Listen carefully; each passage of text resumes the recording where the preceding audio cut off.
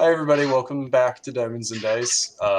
Sure, we get together and roll dice even over the internet. If you're watching on YouTube, then this would probably be, maybe this is historical, like when gamers had to go to online, so that'd be pretty cool. So bookmark that. But yeah, we're on YouTube, Facebook, of course, this. So welcome to the show. When last we met, the players were aboard in the ether. They were on board of a gambling ship that their captain had said, "Well, boys need leave, and this is where we're gonna go, and then we'll make it home pretty damn quick." Players gone and gambled and experienced many fun different types of gambling. Where a strange kobold had approached you all, and does anybody remember her?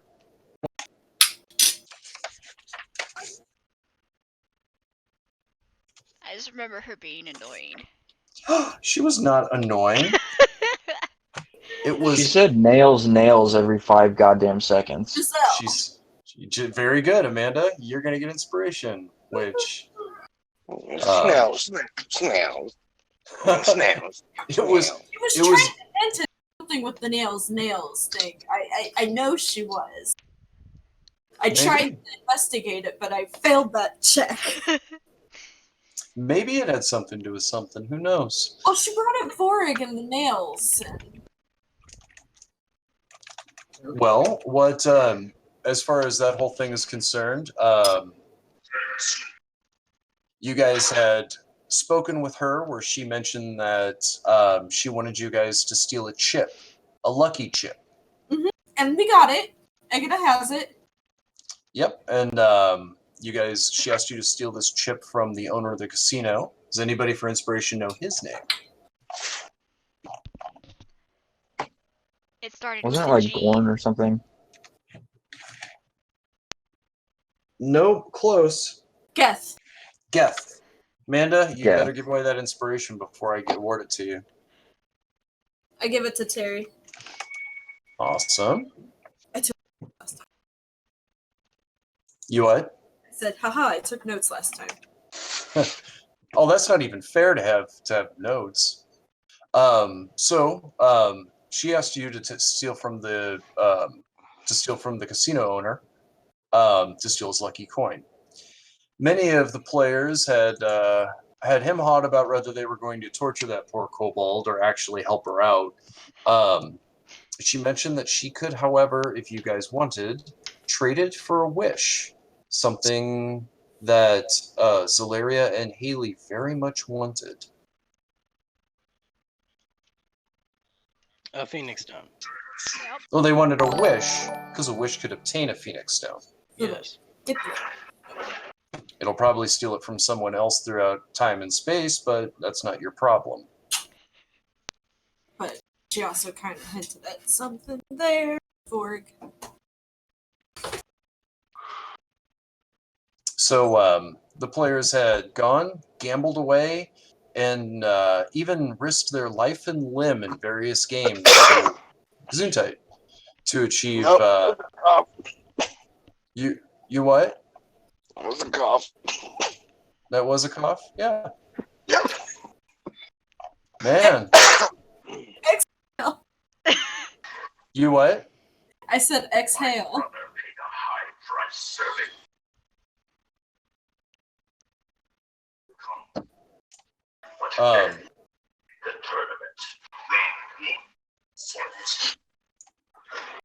Yeah.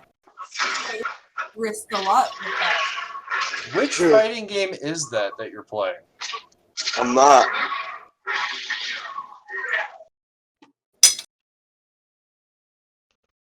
Okay, so sorry, I couldn't quite hear. So anyway, you guys got the coin. He said that its location was in the fountain and in the casino. As he yelled it to get anybody but you guys from getting it because he's a sore loser. You guys all rushed to it, put up some flame walls to keep the populace from going there. Some of you decided to fry people with a fire ball, and Egida had used a spell to snap it to his hand. Just about that time, there was a Githyanki ship that you guys had previously seen the carnage of as they pirate around the place, and it seemed to smash into the side of the building. And you guys were all making your way towards the ship. I thought it was several Yankee ships. Oh, it's several Githyanki ships for sure. But there was one that smashed into this section of the ship. The other ones were smashing into separate sections of the ships. Okay. Or of the ship. So, anyway, so with that said and done, ladies and gentlemen, let me take you to, if I can get this going. A whole new Perfect. world. Well, not new. You guys were there last time.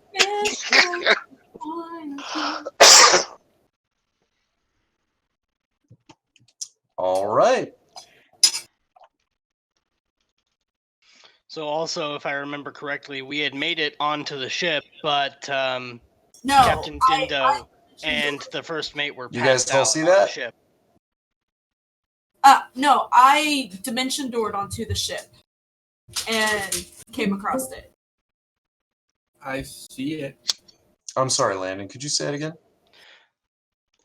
Last I remember, we had made it onto the ship, but Dindo and the first mate were passed out.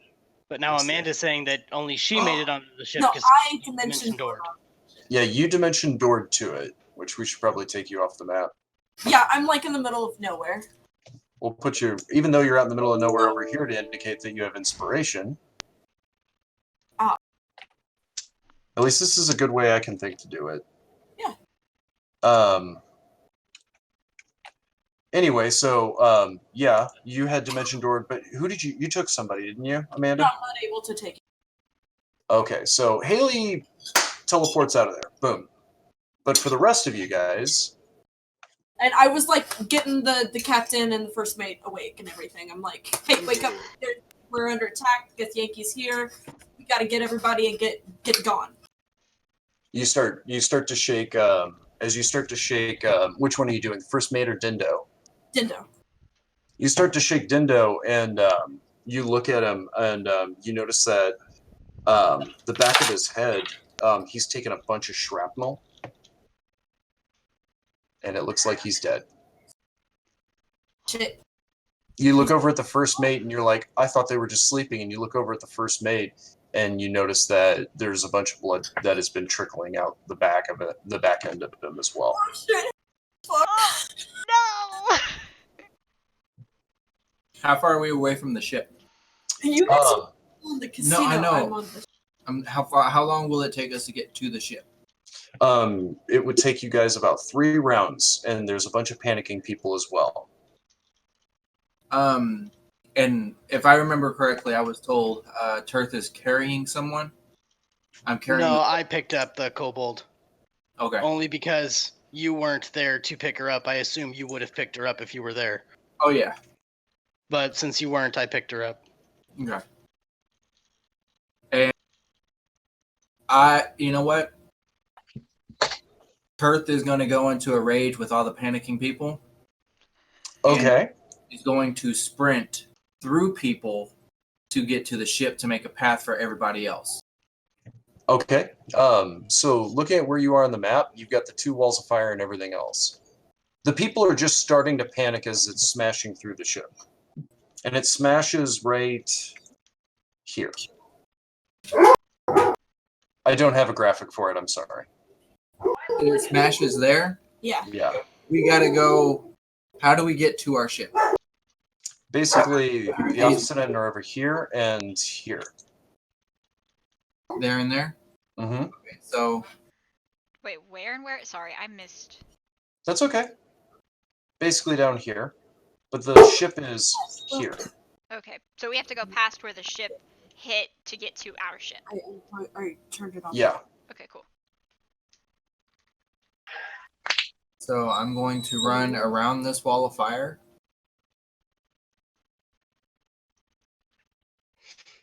Okay.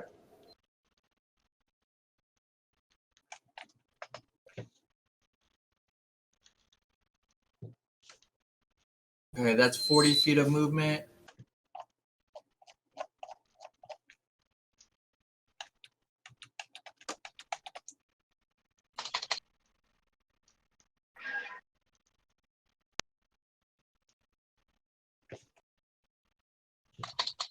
All right, there's 40 feet of movement. That's a total of 80 feet, and I don't get bonus movement while I'm raiding, do I? I don't believe so.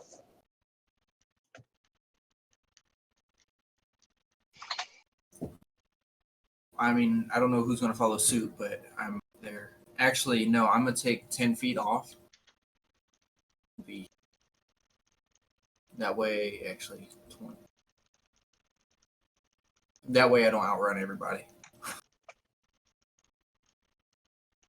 Okay, so you're kind of sticking behind just a little bit, just a hair. Yeah, I'm not going to go my full speed.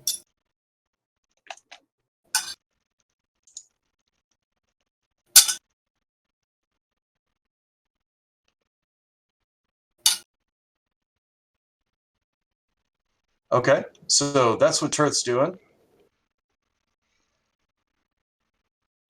And I am going to, if anybody tries to run in my way, I am going to try to run them over.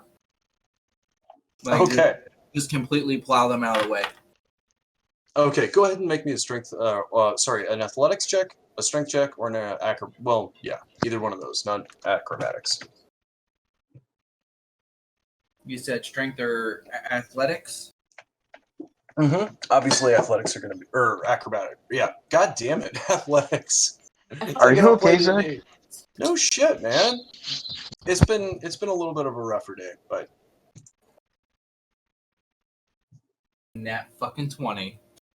you shove past there's a big portly man. He's got all these jewels and everything hanging from his head and neck and his wrist, and you just burrow all 300 plus of his weight out of the way completely. All right, Egida.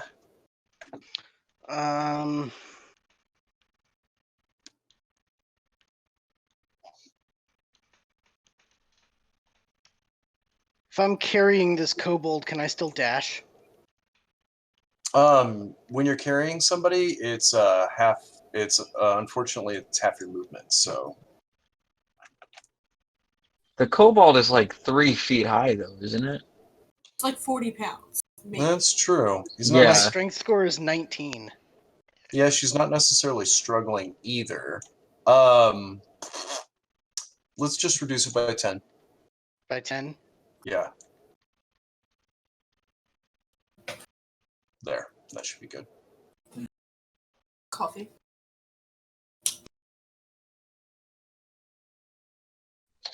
There. I found out a way to do a graphic after all. So yeah, you've got her. It's only reduced by a little bit because you can't full out sprint, but you've got plenty of the carrying weight and everything else. Okay. Fuck it. I'm just going to Misty Step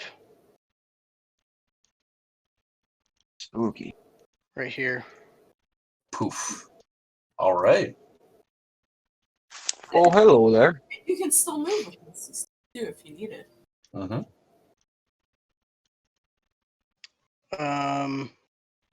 I can bring her with me with my Misty Step, right? Oh shit, that's a good question. Read Misty Step out for me. It just says, briefly surrounded by silvery mist, you teleport up to 30 feet to an unoccupied space you can see. I think if Oh, he's yes. surrounded by a misty step and he's holding the kobold, I think that would be it. We'll treat it like you can for now. And Okay. I'll look up the specifics on it later. I'm pretty sure that when it comes to that, life forms and spells and things like that, you're not allowed to take. But she's special anyway. So okay, you Misty Step through the wall of fire. Boom! You appear on the other side. You have the coin. You have the kobold. I will use my... I'll take a ready action. If I am attacked... If I'm hit with an attack, I'll cast Firebolt on him for a reaction. Okay. That will be my turn. Done dealio. All right, so let's see. That brings it to. Let's see. Egeda's gone. Omega, what you up to?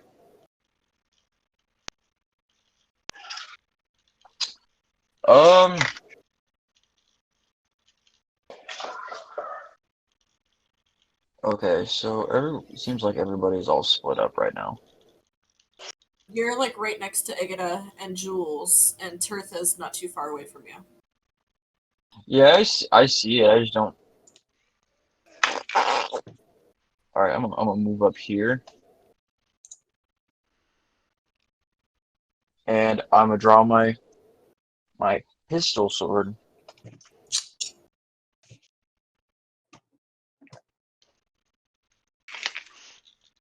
And that's gonna be my action, I believe. Well, drawing your sword or drawing a weapon is part of an attack or a interactive object, so you still can do stuff.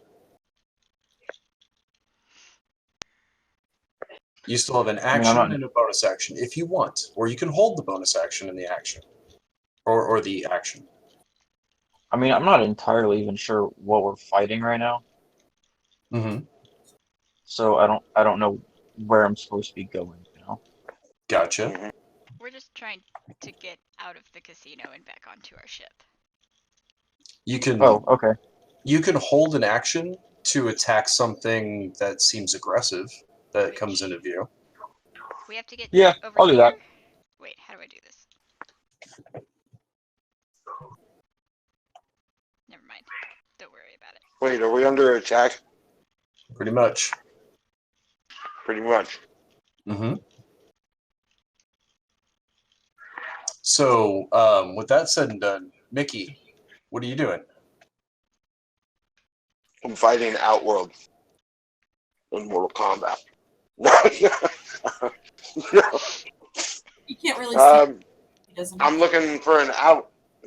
I'm not looking to fight. I'm just trying to get back to the ship. Okay. So what are you doing? I'm gonna cock my gun, have it ready, and start looking for an exit. Okay. All right. You start heading towards the exit. Are you gonna follow Tirth? Does it seem like Church's making his way through the crowd pretty well? Then yeah. I Hey. believe you rolled a 20, right?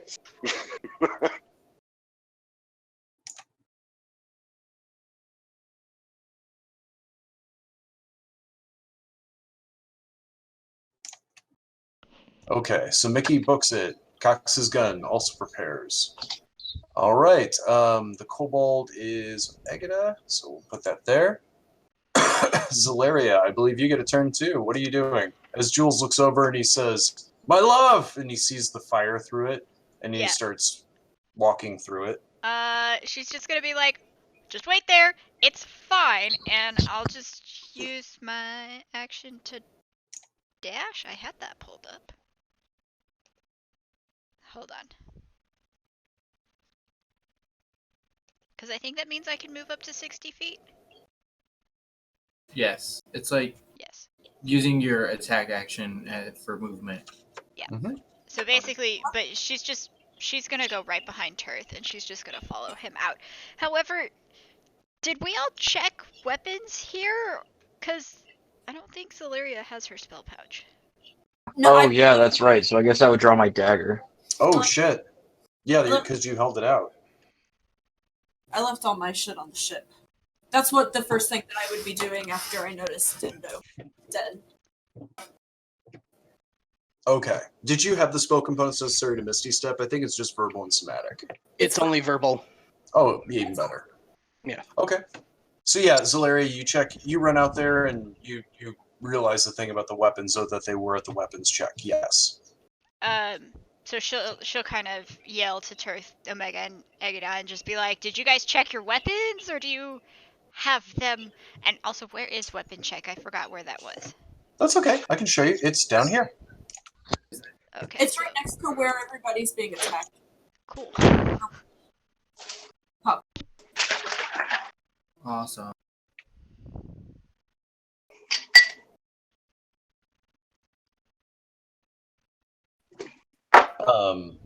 Who's real quick? Whose spell wall was this?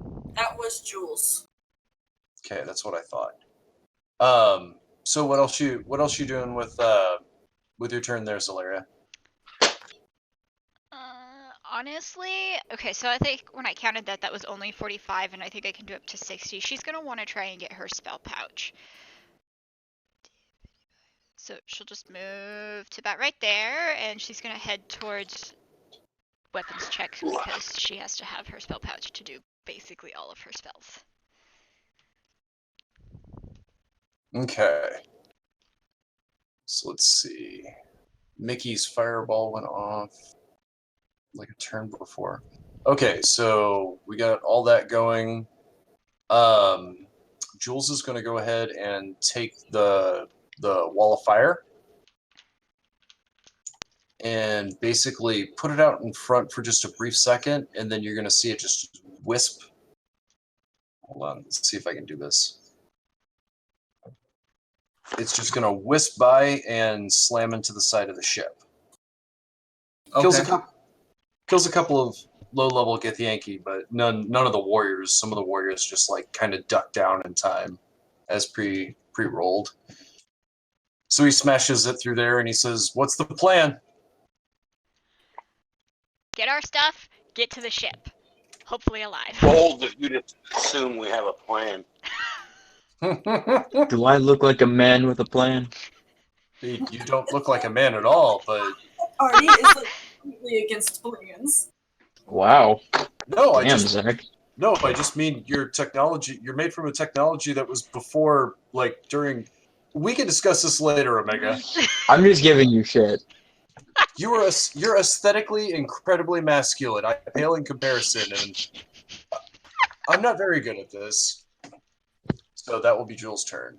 The Githyanki will jump off the ship and raiding party style. And I get a couple more.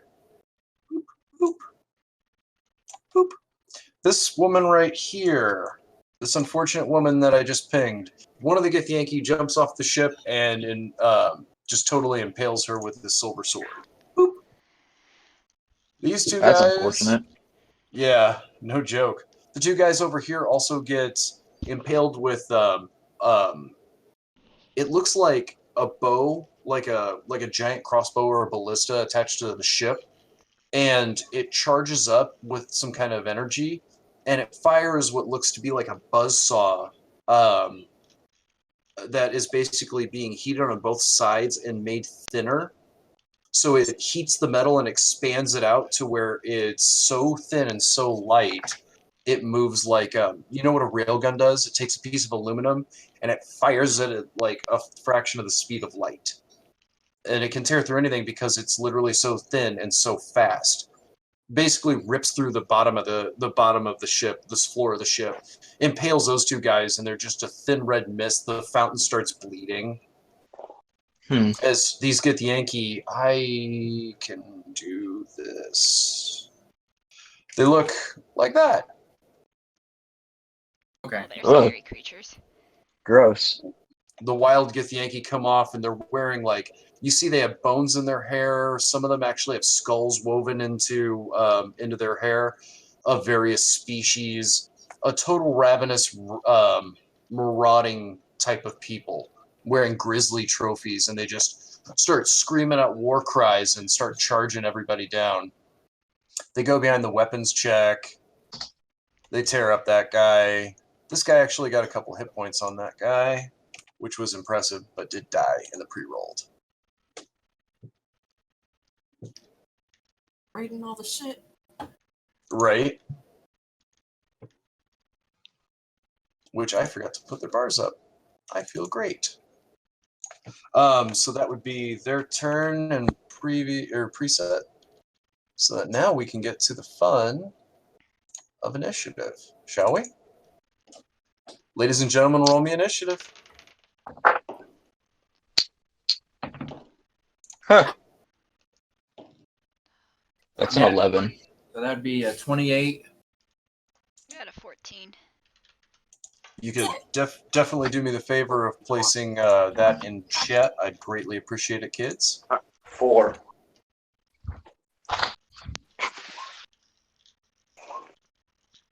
I'll put it in the chat when I get back in my room. God Zach. damn it, Terry.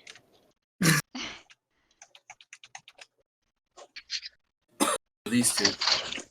I rolled a 18 and a 20. Jonathan, did you say you got a 4? I got A what? 4. That's unfortunate. Yeah.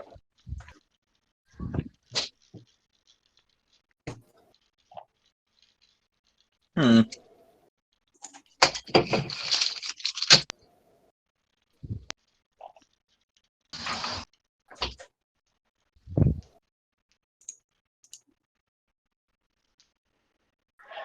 Thank you for putting that since he can't join us in roll 20. Yeah. Okay. Okay. Let's see. That's Amanda. Then you got a 16. Well, you guys can change it in the chat. I just added Jonathan and took care of him. So you can click on that initiative tracker. We have Turth up there yet? No, we don't. Yeah, Turth doesn't get around. Do we? Is he on the tracker? No, Turth is not up there. Okay. Right now, my cat decides to start crapping in the litter box and making enough noise for me to even hear through my headphones. It's okay. Our neighbor's dogs are outside, so our dogs are kind of going crazy. Why can't I change it? I think I know why. Let me fix that real quick if you can.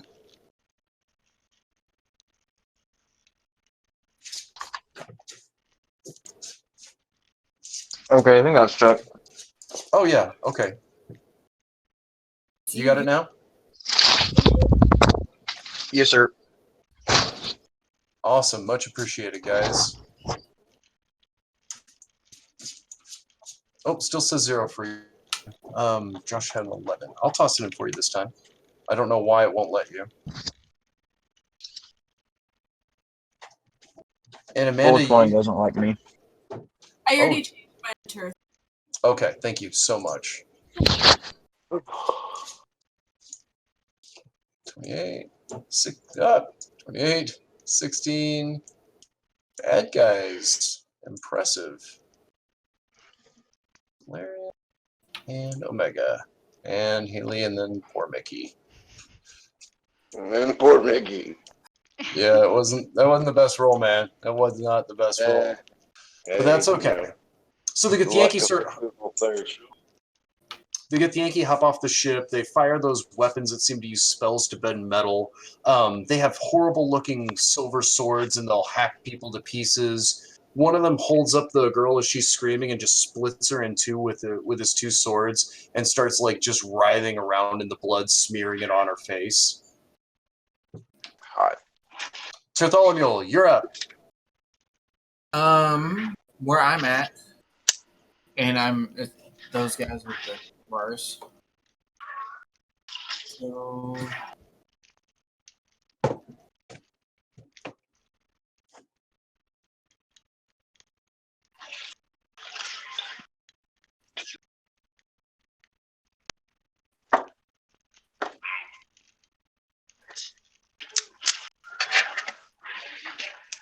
I'm going to go here. I'm going to re-enter rage since I didn't take any damage or deal any damage last turn. Right. I will re-enter rage. Okay, that's your bonus. I hit a dagger. And I am going to draw my dagger. Before I say that, I need to see which one does more damage. Just my fists or my dagger. That's a really good question.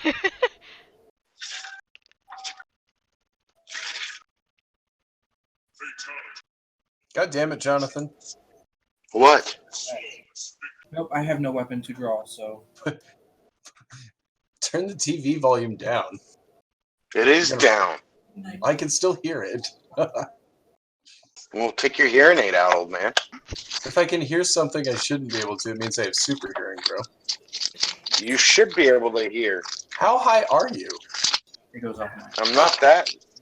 No, that Zach, it's I don't- hi. How are you? I don't have a weapon. You okay? So you don't even have. You didn't even hold out a dagger. My fists ready to go. Like the first, is it?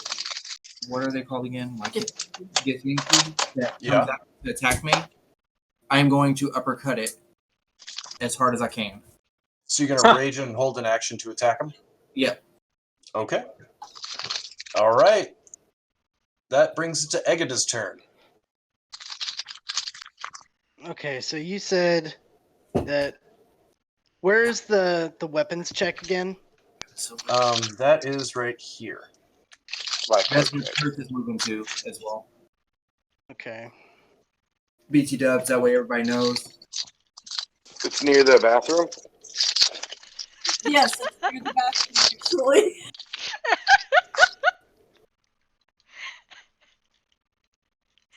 Because if he had to get to the bathroom, Cleaning things up. off, he would have.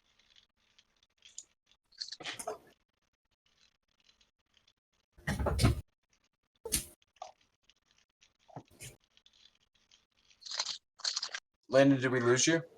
No, I'm thinking. Okay. I'm gonna move right here. That's 20 feet of movement. And on this one here, I'm gonna cast Firebolt. Okay, ping that one again. This one? Okay, you're gonna firebolt that one. Yeah. All right. What's my save DC? I have a hit DC. Oh, okay. Then roll. Firebolt. Oh, okay, roll me The to. cantrip. Could have stood where you were and hit him. I gotta get to the weapons place. I know. I was 'Cause I just still need my sword. That is a 24 to hit. 24 hits. Okay, so that will be Oh, get fucked. 2d10.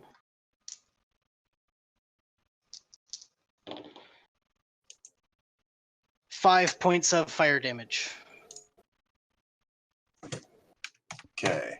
It screams out in pain, turns to you, Dakakia, and points the silver sword towards you. Does it- What was it speaking by chance? It was speaking Gith. That's right, these assholes have their own language. So nope. Turth cannot understand him. That will be my turn. Okay, Egada, a fine turn. Now for the Githyanki. This one's going to assault this guy, which pre-recorded damage turns to. Which kills another commoner. Love how commoners have low HP. This bad boy is going to charge Turth. Boop! In fact, they're all going to charge Turth, but because that'll be fun. No. Yeah, for turf. Action for the first one that attacks me, I'm going to uppercut. Okay. +4. All right. Go ahead and take your reaction to hit him. God knows he's not going to hit you. Especially with a 3. Oh, shit. That would have been a 22 hit. Yeah, 22 hits this asshole. So he takes 9 points of bludgeoning damage from my fists. As you smack him. All right. Boom, that was your reaction. Describe it. He's rushing on in, screaming, has a two-handed silver sword. I'm already in the rage, and I see he has the sword up over his head, and I just kind of duck down and like straight up jaw jack him, like whole body coming up over him. Fantastic. All right. This next one is going to Misty Step.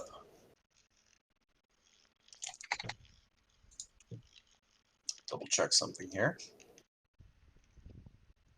30 feet on Misty Step. It's going to run up towards Bartholomew and then, like, poof, into like some kind of like ethereal looking mist and charge straight for Jules. So when he hits Turth, he goes into the Misty Step Yes. He runs straight towards Turth. of opportunity. It does not, Okay.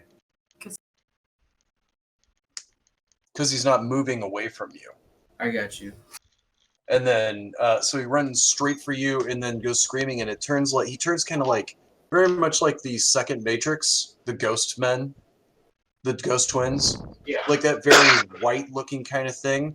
And it'll just move past you 30 feet and go straight for Jules. Pre-recorded damage on that was pretty good, if I can actually hit.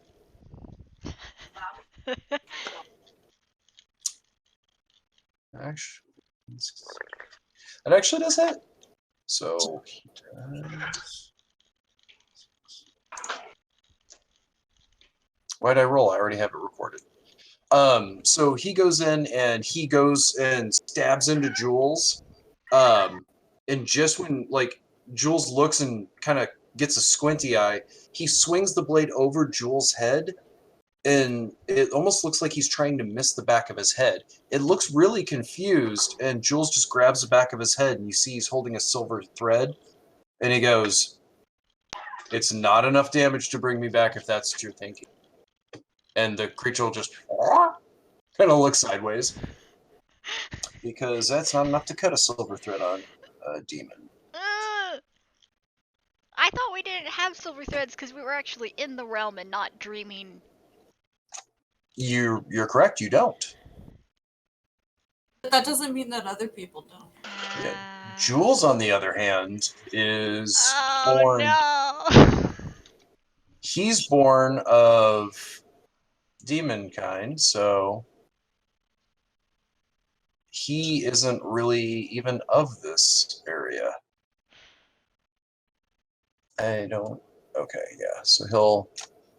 This one will run up, and as a whole bunch of them start charging on Turth, the other one runs up and again is dragging the blade across the ground, lifts it high in the air. Then Misty steps straight for Zalaria.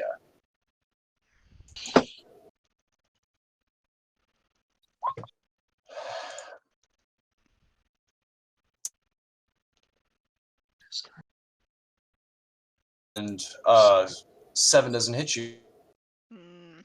No, it does not. I hope not. Didn't figure. 17 hit Turth? A what? A 17? No. Okay, how about a 20 should hit you, am I correct? 20 meets it. Okay.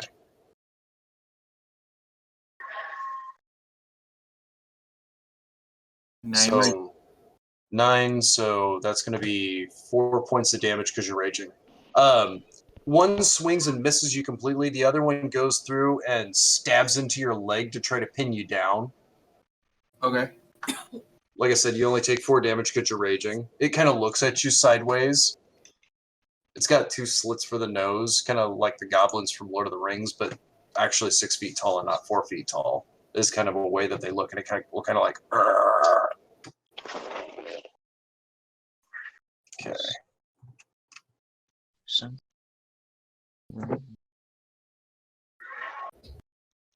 These guys will Misty Step to try to kill the hotel staff, or not the hotel staff, the casino staff. You can see that more Githyanki are starting to get ready to unboard from the ship. That's their turn. Zalaria, you're up. So Zalaria's gonna turn. No, hold on, I gotta think about this now. No, yeah, she's just gonna turn into a lion. Oops, that's not the mouse for the computer I want. And she. Hold on, I got it.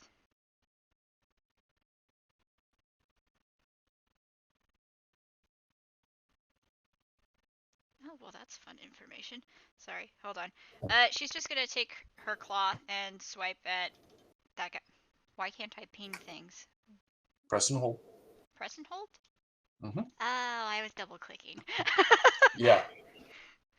No, it's okay. Yeah, but she'll actually just swipe at that guy. All right, go ahead and level an attack. She misses because that's a nat one. A nat 1. You swing out, you miss. It's just a whiff. I mean, I guess With it would have been a 6 with the stuff, but yeah, it was still a nat 1. Yeah, no, a 6 does not hit, I'm afraid.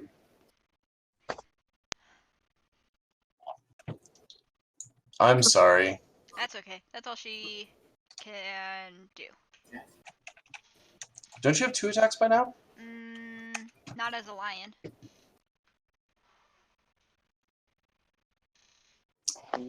Interesting. What about, have you read the abilities with Pounce and all that? Yeah. Okay, just double checking.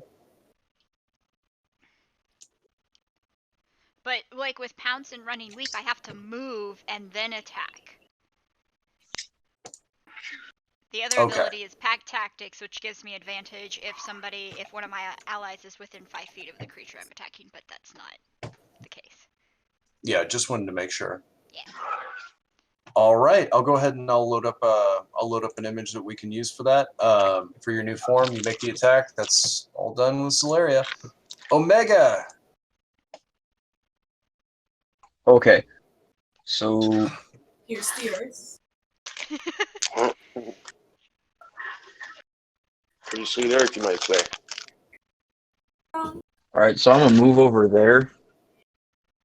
Why? She's lying. And actions. I don't have my rifle or my sword, so I really can't do anything with that. There, man, you should be able to move that. What? Yeah, I was able to move it. Yeah, so you check and you're like, shit, I don't have any weapons. You look over and you know all the weapons are there in the thing, including your beautiful gun swords. Yeah, so I'm heading over there as far as I can go. Okay. I do have to admit, Omega is a little shook at the lion that just formed. Right. Vibe check. If Josh, if you click to move your model, just leave it halfway inside the square and press an old Q. You can see how far you move, and if you tap right click, you can put pivot points on it. That also helps me tell what you moved last, where you moved last. So like while I'm moving it, press Q. Yeah, like move it kind of halfway outside of it real quick, and then press and hold Q, and then you can move it where you want, and it'll show. Okay, I see you. I see you. And then if you need to do a pivot point, you just tap the other mouse button. That really that'll really help everybody involved. Like once you get it down, it helps me. I'll do that next time. So you're gonna book it towards that. Yeah, I mean, I already moved my character, so that's where I am. Oh, I thought I didn't see you move. I'm sorry. Okay, so you get there. And I guess I'm still ready. What? Am I sure? Yeah, I'm sure. Because I wasn't. You still are at the I was same behind spot. Zaleria. Yeah, I think I moved you back. What? Are you sure? Okay. On my screen, I moved in. I didn't move back. You're in this square. Yeah. Okay. You want to spend an action? You can move another. I was 30 over feet. here somewhere. I don't remember how to. It's left click and you press and hold it.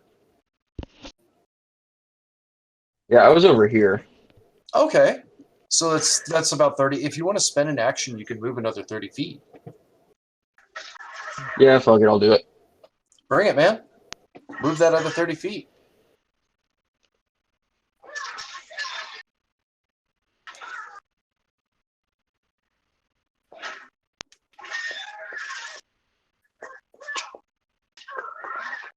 Okay. Yeah, that's really cool.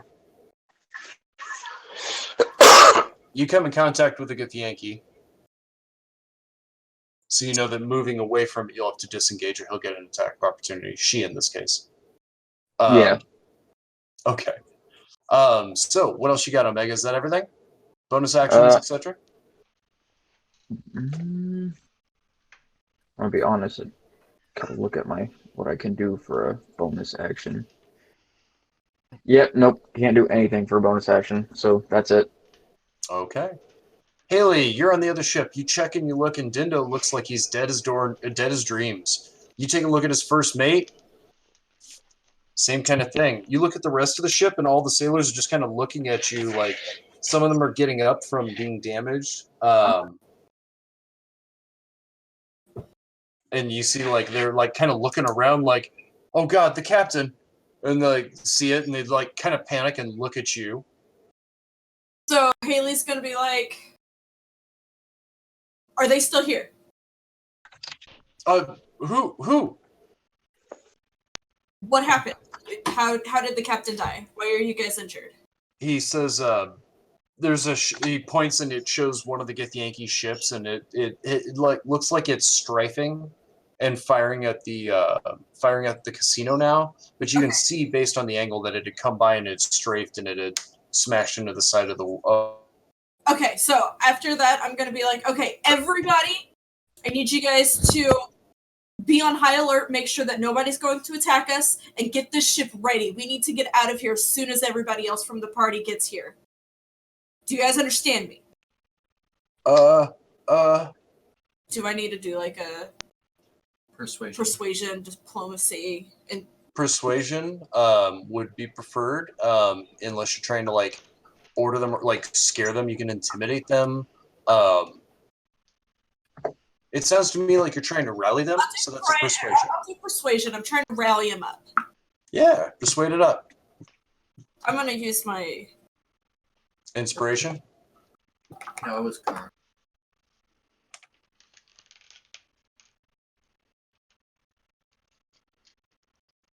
fucking failed that one. It was a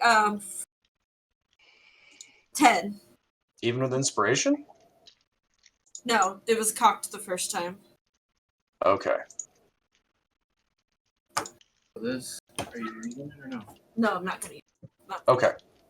So you say that and you're like, get things together, and they're like, we can't move anywhere without the captain.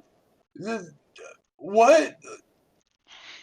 The other guy's like, if the captain's dead, The captain now. The closest, like, just slap him across the face and be like, "Get your shit together. We need to get this place ready and make sure that there's no permanent damage." go ahead and now make me an intimidation check. I'm just trying to slap the shock out of him. Oh yeah, but like when it comes to slapping, I consider that to be like intimidation. Okay, that's better. That was an 18. So you kind of you slap him, and he's like, "You heard the woman. Start get the sails, get the ether sails ready. Let's go!" And they all start to like move into place, and I'm going to go directly to where I had left all of my equipment, with all of our bunkers. Okay, and grab that. Grab Zalaria's as well. Mine. And see if there's anything that's like super important. I'm gonna try and at least grab Zalaria's pouch so that I can go back to the deck. My pouch is checked with the other weapons. I didn't leave it on the ship. Okay, fine then. I I'll was check dumb. around and make sure that there's not something important for anybody. Okay, yeah, no problem. So your ship is pretty big. It's going to take you a couple turns to get to the hold. Okay, I want to sprint as fast as I can. Okay, I'm going to go ahead and I'm going to put you on a different map real quick. Yeah. But we'll deal with that in a minute.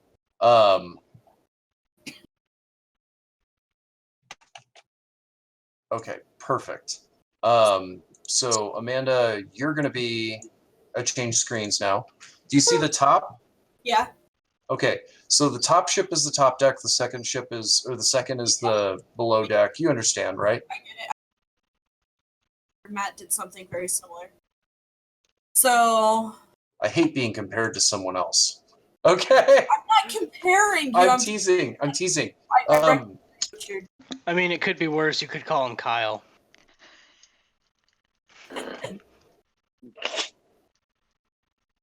All right, so I am going to go down to the second.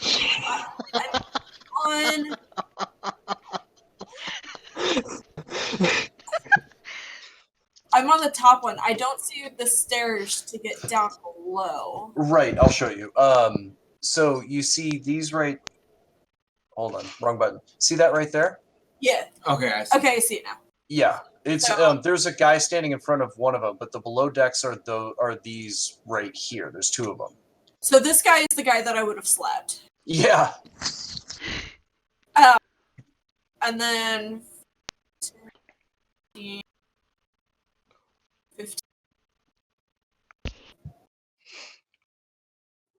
And then you know where you'll appear on the next map below. You can count squares. Yeah. Pretty standard stuff. Are you okay, Mandy? I'm choking on my soda. Okay, it looked like you were Nice. about to puke. Special shout out to a fan of the show that purchased the program that made me make this really cool thing. Thanks, Ryan. Love you. So I made it. I ended up actually being able to dash. I made it all the way down there, and I'd assumed that we would be down in this corner Yep. over here. So I'm going directly to the bed where I probably would have left my. Awesome. I can't do anything else. Awesome. All right. Mickey, your turn is Oh shit! just press pause, man. It'll be okay. What? What? I'm just teasing you. All right. So, the best way to describe where you are is you're kind of in the middle of the casino right now. And there's a ship below you. I don't know if I should take a picture and send it to you on your phone. But essentially, you're pretty far away from the ship itself. There's a bunch of these pirate things attacking everybody that's in front of you, about 30 feet and 60 feet to Terry.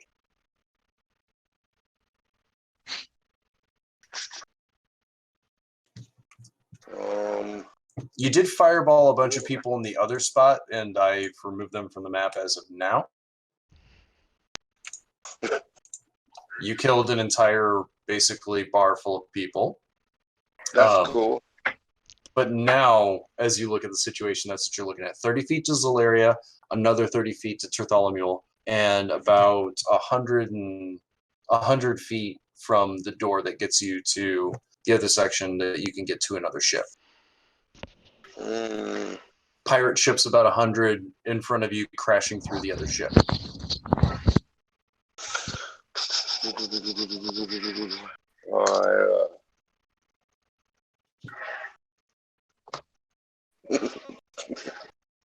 You said 100 feet to the door?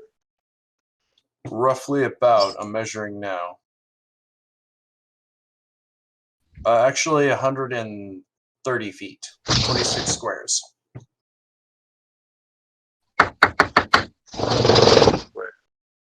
I can go, what, 30? You can go 30, and you can spend an action to go another 30, and you may have some spells that supplement those kind of things too. Is the path to the door pretty clear? No, there's a pirate ship that kind of somehow found its way inside of the other ship. It's not a straight okay. line, and there's a fountain around it, so it's not quite a straight line. Okay, fireball. Okay, you're going to fireball the enemy ship, or some of the pirates in the way, or your friends. Obviously So not the your pi- friends.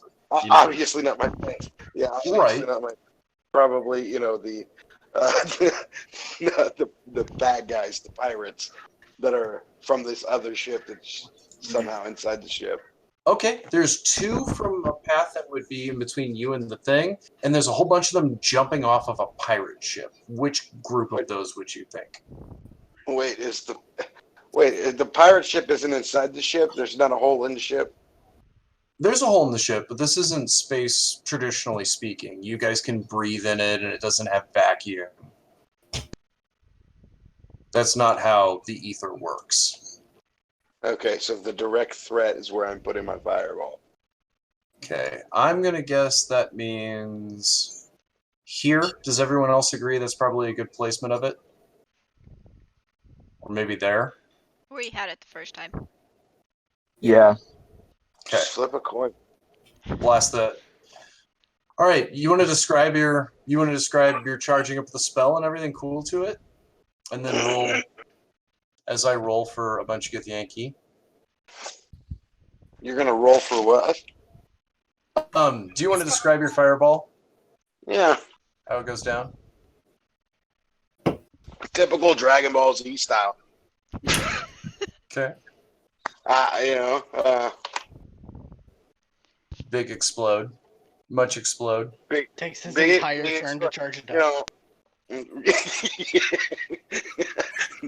Halfway through it just says next week, next week on Dragon Balls. No, I just kind of mumble to myself, kind of charge it up in my hands, and then I kind of just like throw it. Not Okay. like baseball throw. Not like baseball throw. We're not talking like dodgeball throw. More Liu 80 Kang. pass throw. Did you hear me, John? You what? More like What'd an you 80 say? pass throw. Yeah. Everybody failed, so I'm going to take full damage from it from every one of the Githyanki that have just popped on the top of the ship. So, Jonathan, I'm pretty sure you have to roll me some damage. It's like 8d6, man. 8d6.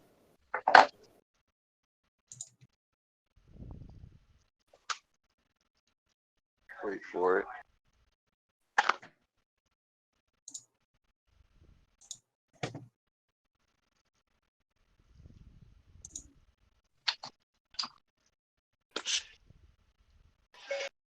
Roll 8d6 dice. Here's what I found. What a fuck.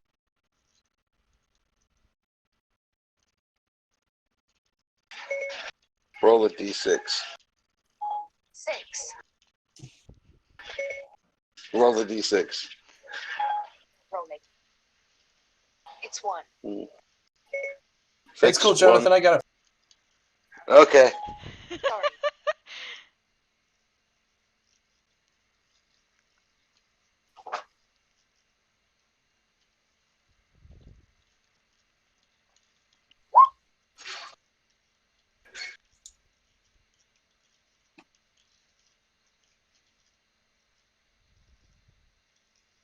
Okay. 2, 5. So 20. That's what it's looking like. Yeah. Okay. That's not fun at all. Goddamn fireball. Okay, 20. All right.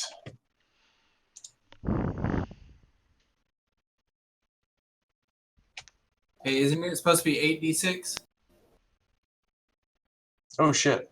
1, It's 2, only 3, 6. 4, 5, 6. Nice catch. Sorry, Jonathan. This program just rolls it at once, and I know that waiting for Google to do that would be stupid. It was be better. crazy. Yeah, it's better than me asking Google over and over again. So 30 points of damage. Nice.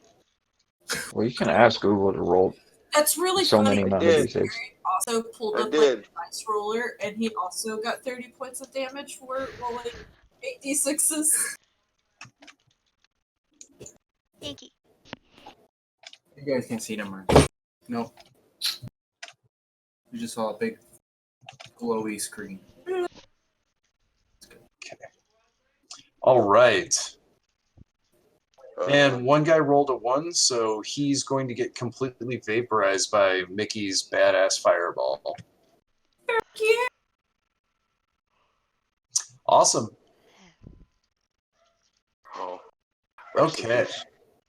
So it's going to be the end of the first round. We're going to go ahead and I think take a real quick smoke break and continue with this combat, see where in the hell it goes.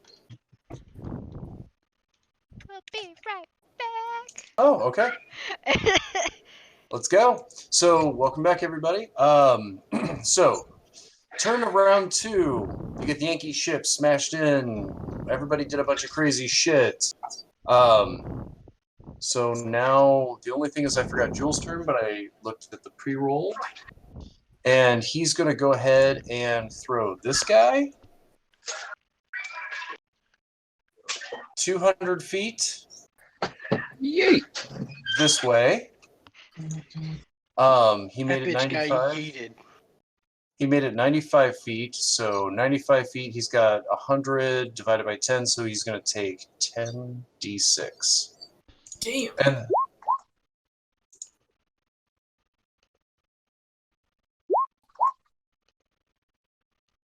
okay, 19, 15. 34. 34 points of damage. The guy is still alive, but he, like, Jules looks at him, and all of a sudden, like, you see his horns, like, just start burning, and almost like there's fire inside, and it starts burning through to the outside, and his eyes just erupt in a section of fire, and he'll point at the Githyanki and lift it. Yeah, because the Githyanki failed it. And then just flick his finger in one direction, and it goes and smashes that guy against the wall. He barely is able to get up, but you hear bones breaking. He turns to the one on Zalaria and takes a single step forward. And just fire burning in his eyes, and he says, "You dare hurt the woman I love?" And he just starts erupting in fire. All right, Bartholomew, your turn. 3 Githyanki on you, stabbing away at you. Okay, so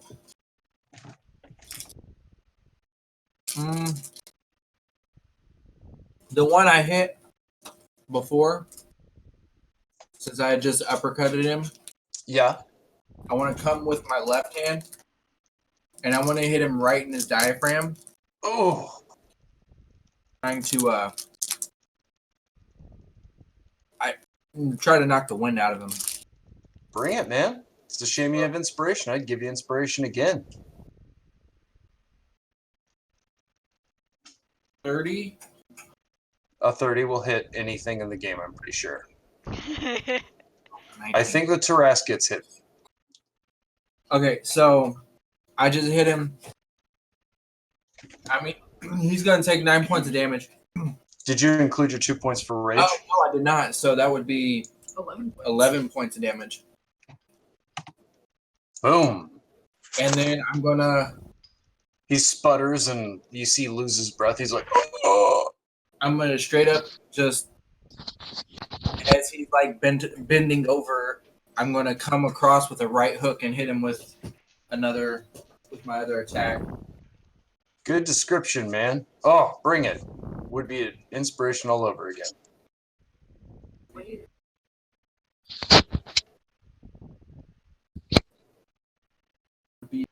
Gosh. Now 20. A 20 will hit, That's just 11 more points of damage. including the 2 for rage. Yes. Oh, he's looking haggard. You smash him in that diaphragm, and yeah, and then you right hook him. There's a bunch of teeth, and he'll just like spit a bunch of blood, and you just see the teeth just follow with it. It'll look at you, and its eyes just get real wide.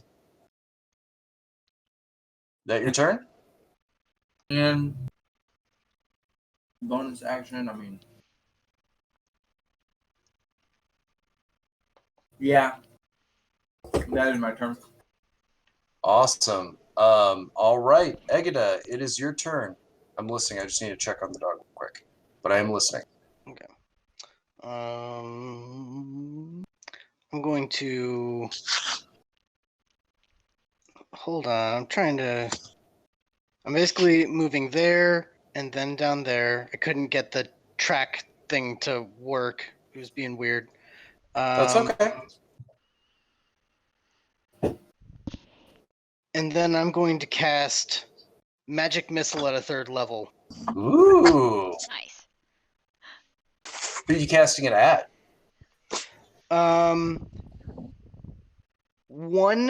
So I have a total of 5 missiles at a 3rd level. 3 Yeah. of them are going to each one at the one surrounding Turth, but the other 2 going to this one. Okay, go ahead and roll your damage for the first one.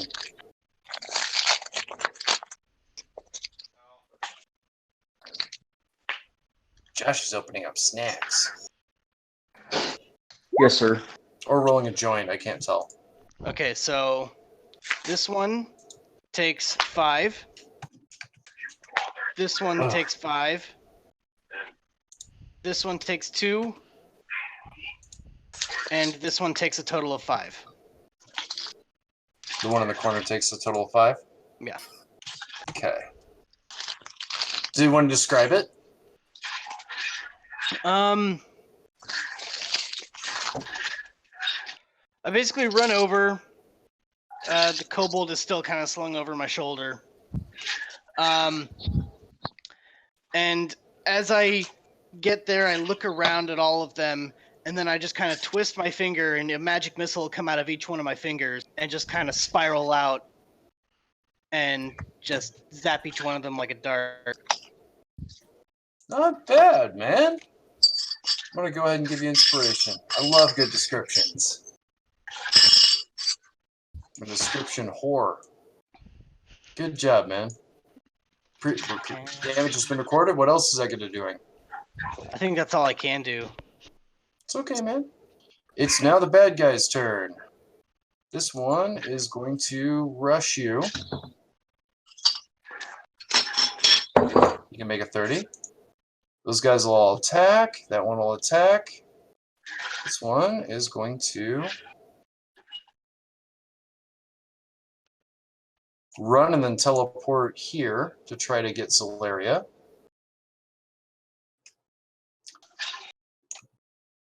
And one of these guys is going to run up and start eating the face of the other guy. Like you see, he goes in, stabs him in the stomach, and then as the guy bends over, he takes his hand and grabs the guy's face and just starts chewing on him and ripping out chunks as the guy's screaming. It looks like he's actually eating him. Same thing with the other guy. Pre-recorded damage. Yeah, they both died. That's what they will spend there, and then they will Misty Step to duel on the other guy. Not pretty. These guys who got fireballed by Mickey are not looking very happy, but they still are in the game.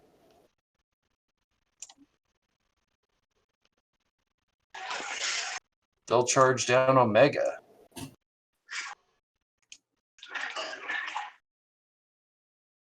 We're gonna charge down Omega. Yeah. You better fucking step off. This one will Misty Step towards Turf.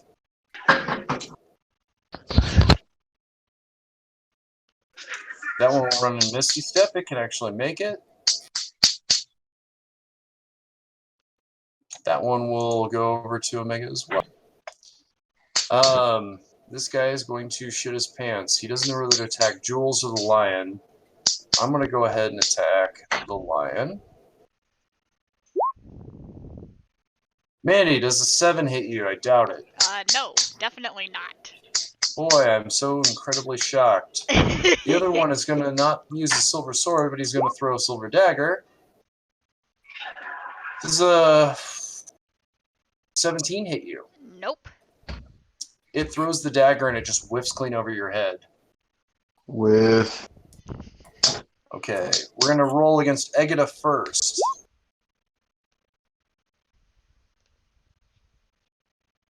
Does a 22 hit you, sir? Yes. Does a 16 hit you? No. Okay. Try So the again. one that hits you is going to do 7 points of damage to you with the silver sword.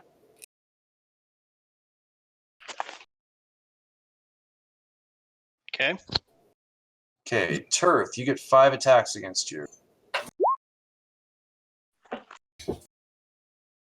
Wow, what is it? Have you blown a dice god? No. Like, look at those scores. I have a high of 11. Does a 15 hit you? No. 5 And you rolled a attacks. nat one, and you rolled a nat 1 on one of them. I did roll a nat 1 on one of them. each you will one lose. whiffs. God damn it. I'm looking That one will lose his weapon. Oh. I'll indicate that with that little mark. Okay, and now let's see. We've got. That means, holy shit, that was shrill. Completely matrix on everybody missing. And hey, look, 8, 9, 10, 11, 12. Does a 12 hit Omega? Because the rest of them whiff too. Oh, hold on. I'm making ramen. Let me go check. No, that's cool. I'll check for you, man. I got D&D Beyond pulled. Okay. I don't think it does. I think my AC is like 17. Yeah, no, I'm pretty sure you've got one of the higher ACs being a robot. Yeah, it is 17. Josh, for knowing your character that well to where you can do it while making ramen noodles, I'm going to give you an inspiration as well. Gang. Gang, gang. All right. That was a shitty turn. You guys will notice that 5 more Githyanki will start showing up on the ship. Sucks.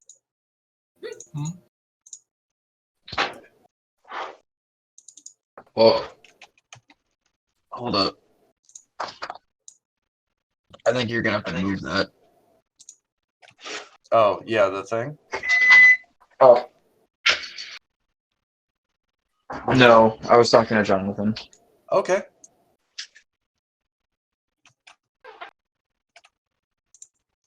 Okay, 5 more of the Githyanki show up.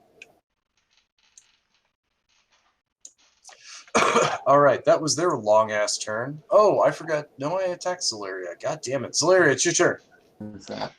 She's gonna swipe It's at garbage. the one that's in front of It's her. not been a good time. And Every because time it's Jules been is a now hassle. within 5 feet, I get to roll with Every time advantage. we're saying it. Fancy. So does a 23 hit? Oh, yeah. 23 definitely hits. Oh,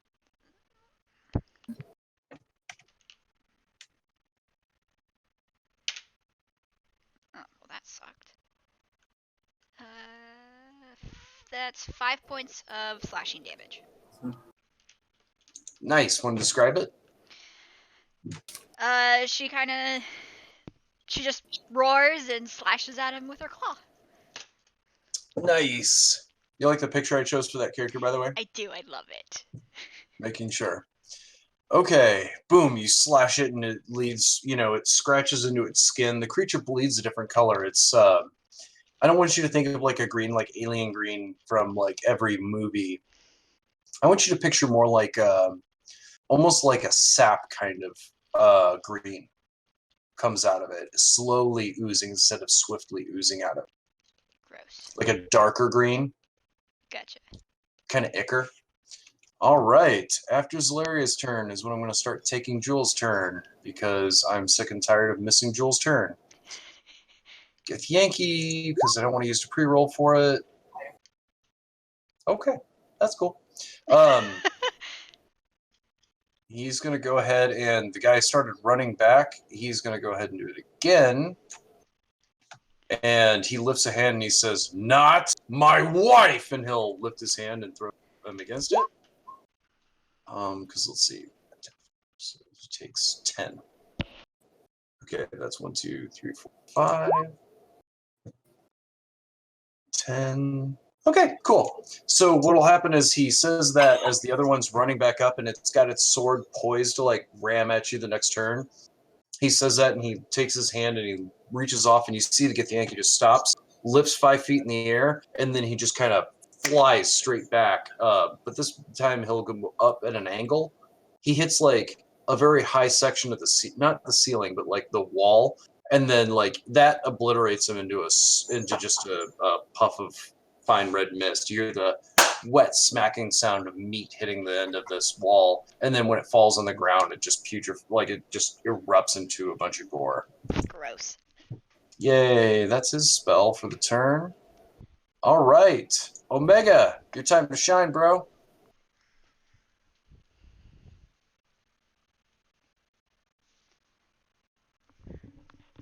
You're talking, you're on mute. Never hear me. Yeah, he might be still finishing up his ramen. If you guys can remind me to bring it back to his turn. No, I'm still here. I didn't realize I muted myself. No problem, man. What are you doing? So I'm going to move to where the weapons are. Okay, now you're going to get attacks of opportunity against you, but that's fine. Yeah, I expected it. My God, what does that sound? Okay.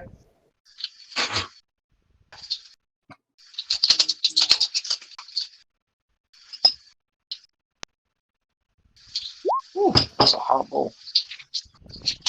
That's a hot That's an bowl. awfully hot coffee pot.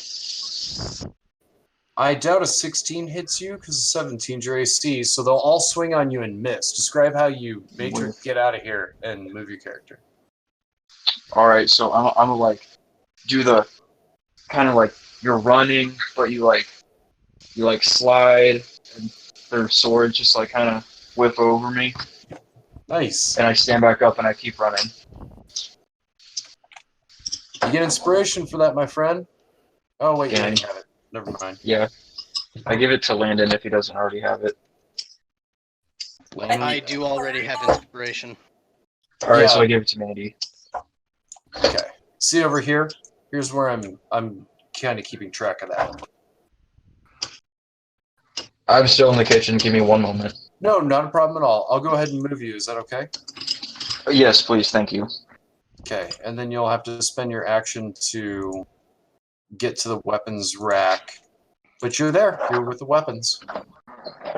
And can I use the interact with object to grab them? Yes, you can. You pull your Dang. weapons. Yes. Shing. And I believe that is my turn. It is because you have to spend an action to move far enough, but you are there and you have your weapons. You pick up your pack, throw it on your back, and grab your two swords and just shing. And my rifle. Yeah. Dang. I imagine that was on your backpack. So it'd be Oh, like okay, yeah. You grabbed your weapons for your interact with object, and you spent your bonus action to grab your pack, essentially. Works for me. Awesome. All right, so that was his turn. Mickey, what you doing? Haley. You're still muted there, Chief. Oh, sorry. Haley? Haley's turn, Jonathan. I'm sorry. So I made it just to where the bunks were. I want to do a quick look around. I know where I put my stuff Right. because I put it very securely. Something because movement happened. I know where I put my stuff at. I'm gonna do a quick perception and if I see anything that would be extremely important for anybody else. I don't believe anybody else left anything. They would all be in foot lockers, so that'd be hard to tell. But the other thing is weapons there without checking it, like I did. Right. I think you were the only one. Am I correct, team? I was just gonna check and make sure. Okay. Only one that what? So that left shit on the ship, essentially. Oh. Yes, I did not. So Haley uses her interact with object to check a couple more foot lockers that you know. It looks like they've taken most of them. Okay. Go upstairs. Ow. Whoever's cooking, we may need a mute, and I'm sorry, because I know it's Jonathan's turn next, and he's cooking. You can't say that. You don't know that for sure. I can hear, unless you're peeing really loud. I wouldn't take you guys to the bathroom with me. Thank you, man. I'm sorry. You're up next, so be prepared, please. Haley, you did that. That is your interactive object. You still have a movement, and you still have an action. What are you I doing? was counting stairs because I have 3 maps that I have to go through. Yep. And then I'm going to pop back up here, Mm-hmm. and as a bonus action. Oh, as a bonus action, I'm going to use one of my sorcery points to cast Mage Armor on myself. You cast Major Armor on yourself. The crew is looking at you, kind of expectantly. What are your orders, ma'am? Get the ship ready to sail as soon as everybody gets here. Get as close as we can to the ship so our other party members can get aboard, and be on high alert for any kind of attackers. He says, shall we prepare the cannons? Prepare the cannons if we have to. Excuse me. As that's being said, there's a warship that comes through and fires off 5 cannons.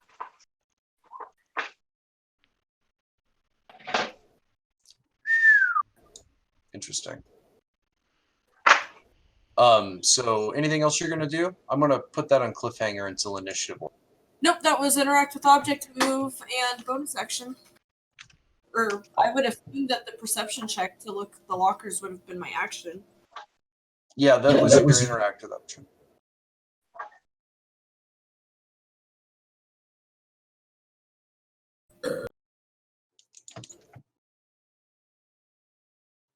Okay, so with that said and done, it was unfortunate. I am rolling shit tonight, but I rolled one really good one.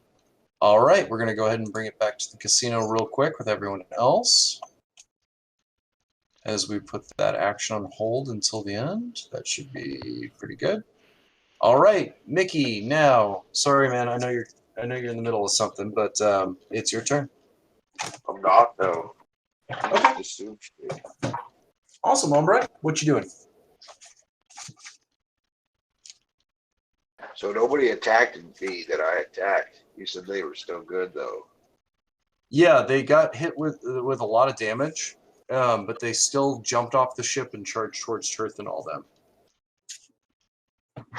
Tirth and the rest of us are in between you and the bad guys, basically. So they're gonna come to us before they get to you. You're also about 30 feet away from even Zolaria, which is about 60 feet in total from you, away from where all the bad guys are. So you're like 60 feet away from all of them. Or a And majority. then I'm gonna move my 30 feet.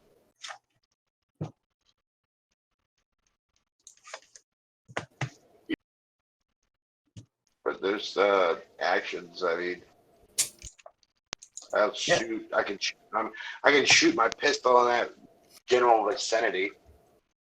You can, if with 30 feet, you can get to where Zolaria and her husband are. Okay, then I'm gonna go towards Detective Douche. And then you're gonna shoot the bad guy that's right there. And then I'm gonna shoot the guy that's right next to them. All right, man. Let's see some pain.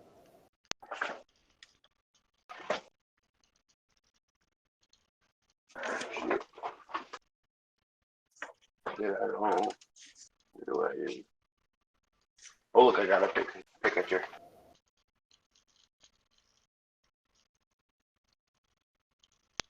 Thanks, Terry. You're welcome. Terry took a picture of the map and sent it to him. Awesome. Thank you.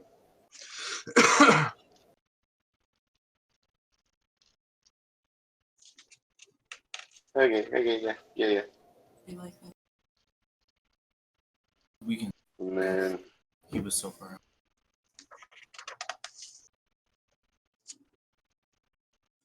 oh, damage that.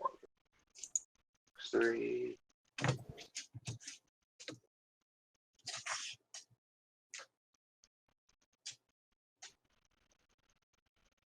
Does 16 hit you?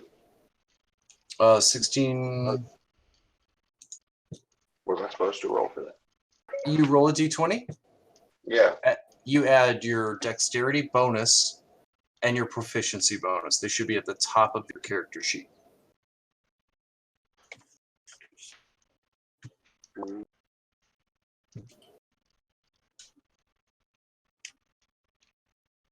Proficiency bonus. Mm-hmm. Wait, I went back too far.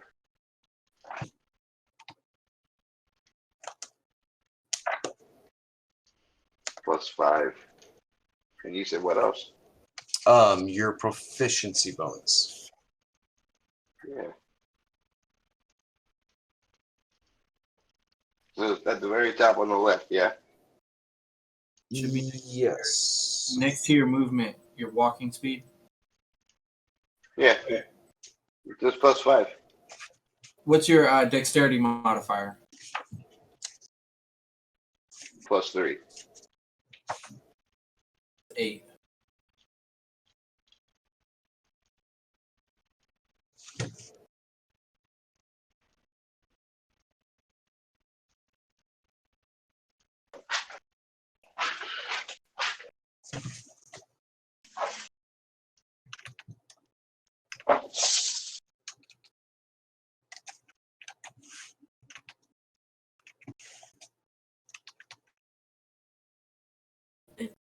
Is there anything else that is needed for me to be done?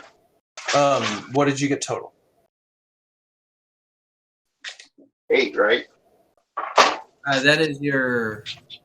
With the 16? 16 total. 16 plus 8, you hit. You now roll me damage, sir. So that'll be into your pistol. You should be 10 able to see plus 3. it. Mhm. Roll a d10.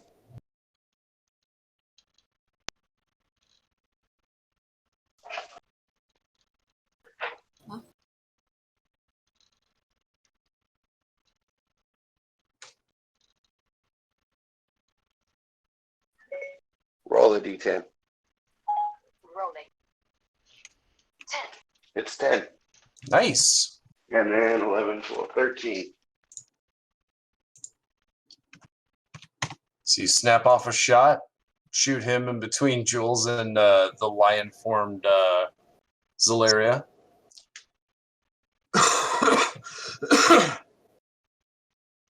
All right. Anything else Mickey's got? You gonna reload with your bonus action? I take it. But yeah, reload with my bonus action. I just say some slicky remarks, like mind if I cut in? Nice. Jonathan gains inspiration for witty remarks Yay! for his ever wonderful Mickey Leone. All right. So bringing it back real quick to the World Breaker. So Amanda, all the ship fires off into your ship. Butta. You just see the cannons fire off. Most of the cannon fire swings wide, way ahead of it. It looks like they're leading you. But you hear the crash of one hitting very, very deep into the cannon spot. Probably into a powder keg. There's an enormous explosion. Fuck. Yeah, he rolled a 20, so he rolls 8d10, which is going to take.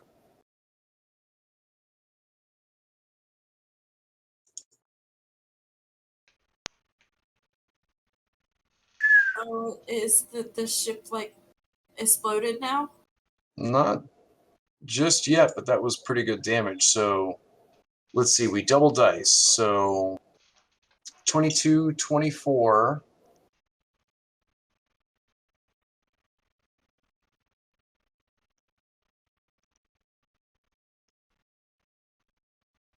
22, 24, 37, and 20.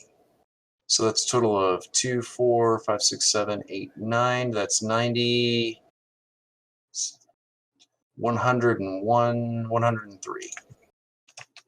Just 103 damage to the World Breaker. Just to give you an example of what that means, your ship has 300 hit points before it explodes and sinks. Okay. So you say that and you see the Githyanki ship and your eyes go wide as you just see it go, or sorry, it doesn't fire cannons.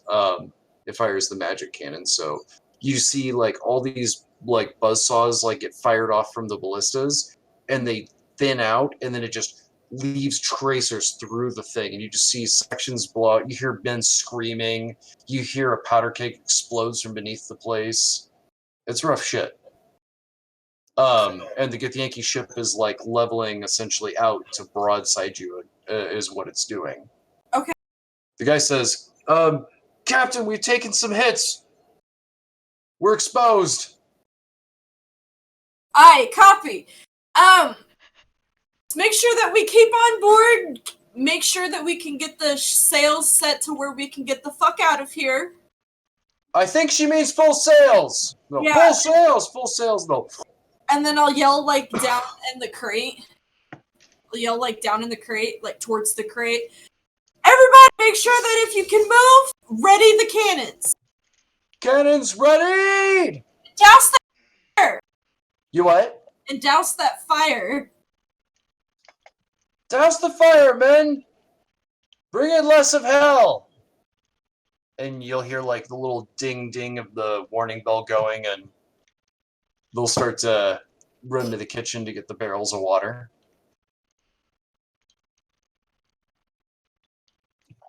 All right. Top of round 3. And the people that are down in like the barracks are just sort of chilling there.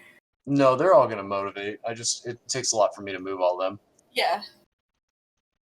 Let's do this. Let's do it the old-fashioned way.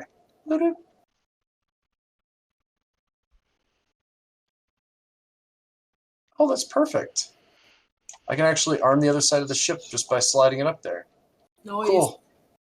All right. They'll go ahead and they'll start marching up and everything else and get into place. Okay. Yeah, this guy would be back a little bit more, but the rest of them should be just fine. And the other ones will go into position. So they'll position for the firing squads. And the fire. We're going to do that too. Okay. Bartholomew, top of round 3. Okay, I'm following Omega steps. I know I'm gonna attack a lot of attack of opportunities, provoke a lot of attack of opportunities. Yeah. But I am going to try to get to my weapons. All right. Let's see. I've got 6. Considering I roll like shit against you.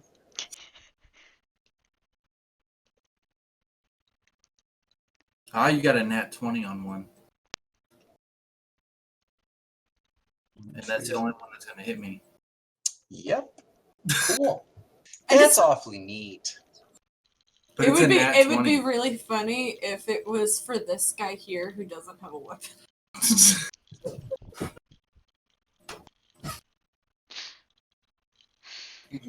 Fine. He sacked that. Okay. 6, 7, 8, 9, 10, 15, 19 halved. So that's 7 points of damage to you, sir. 7. Because you're raging. Yeah. You said 19? 19 points total? Mm-hmm. That'd be 9 points. Oh, I'm sorry. 9 points of damage to you. But you may move freely about the cabin as they've all swung.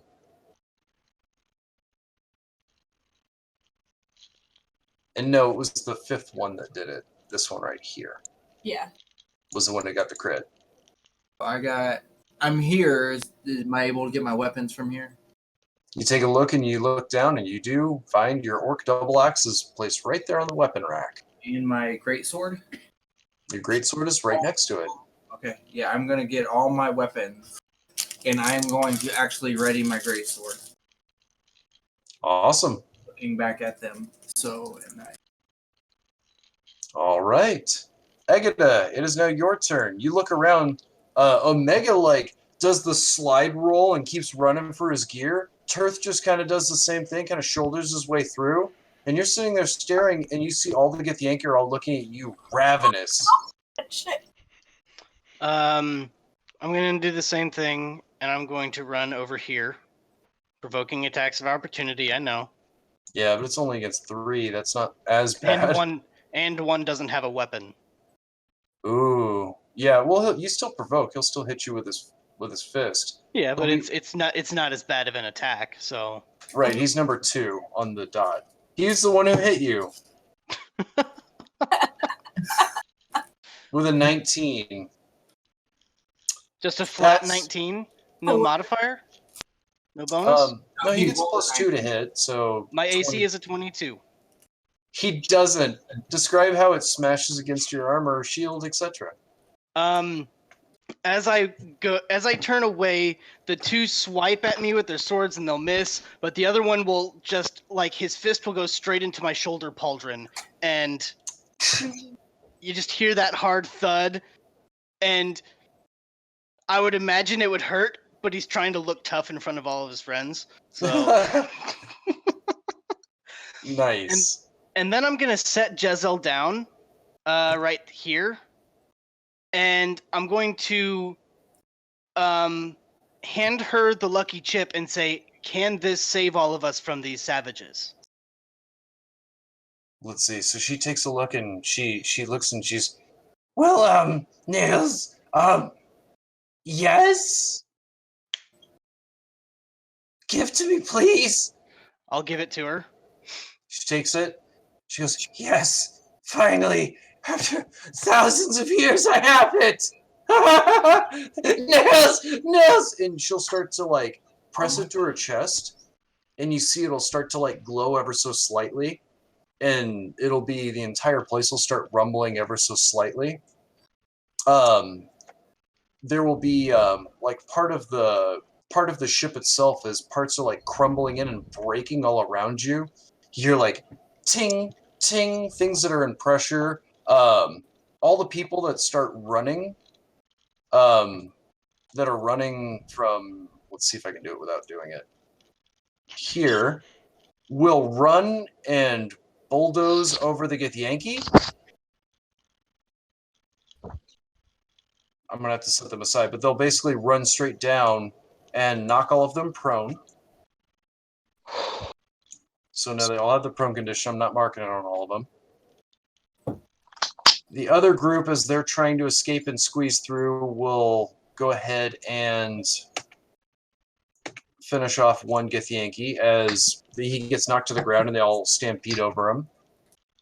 The ship itself, as they fire off a shot, will accidentally take out two Githyanki at random.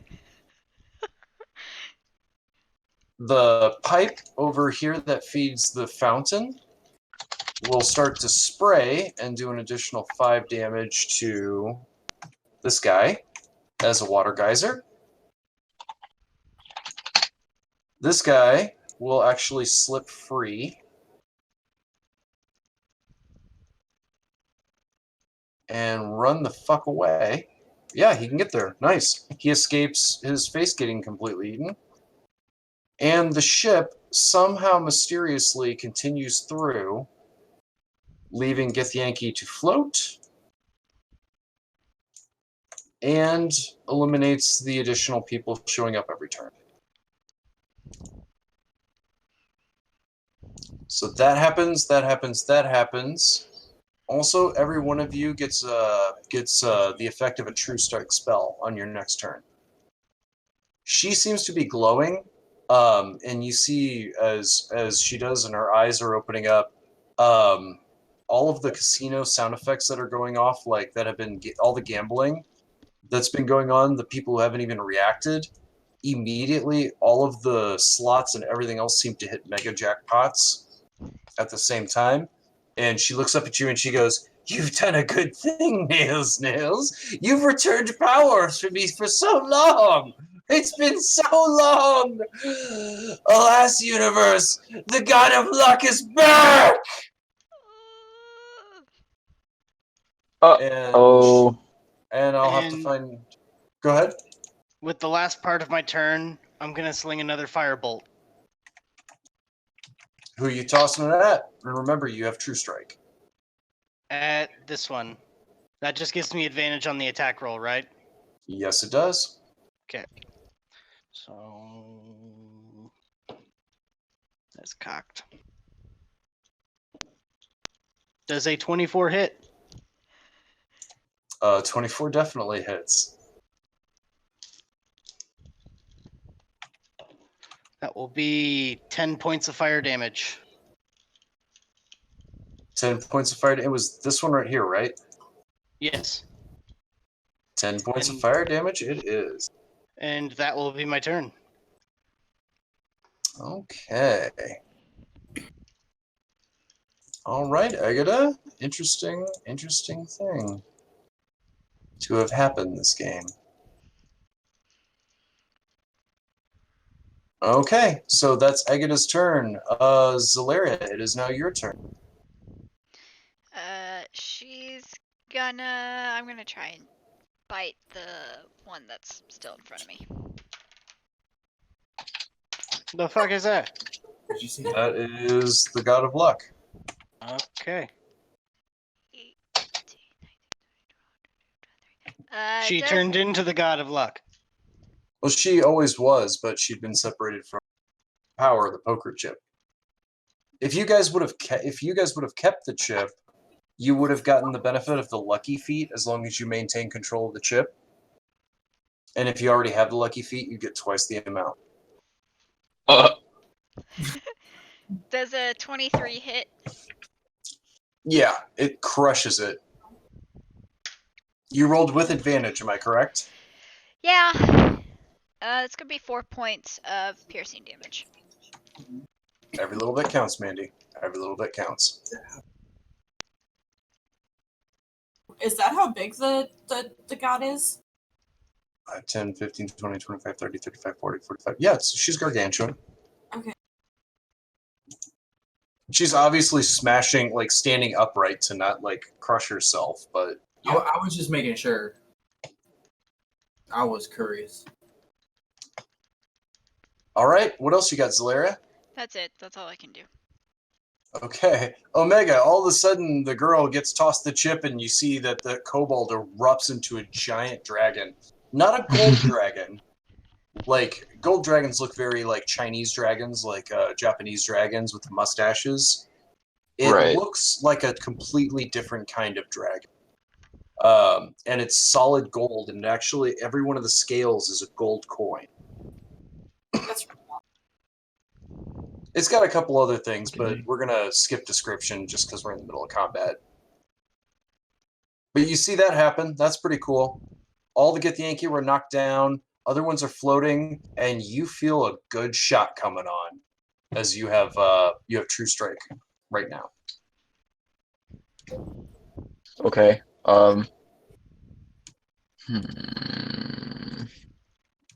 Let's see.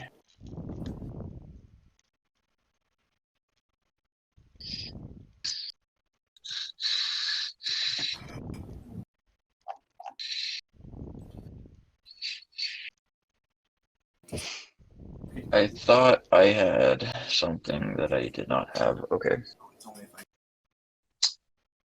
So I'm actually just gonna make my way out of here. Okay.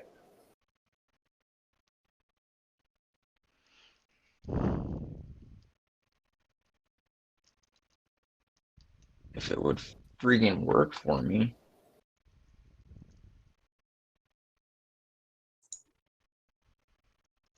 Sorry if it's not, man. Nothing's perfect. Oh, I know.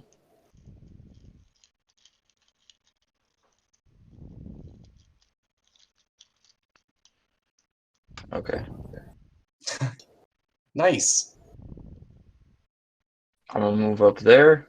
It's on the ground. It's weaponless. I'm gonna take my rifle and smash the butt of it right into his head. Nice. Make me an attack roll with advantage.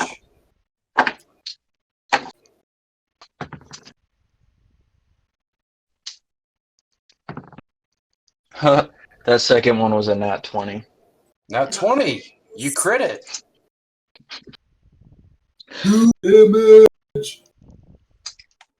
You roll your damage just like normal.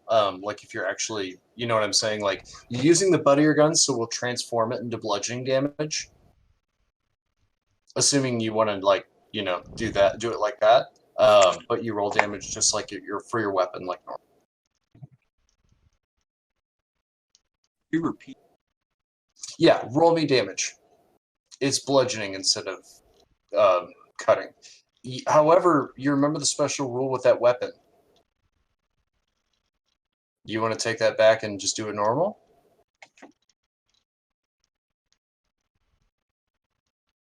You're saying I can't bash in the head with the... Oh no, rifle? I most certainly am okay with that. I'm saying remember the special rule with your you're using a rifle to do it? Yeah. You're gonna blow your one ammo on it?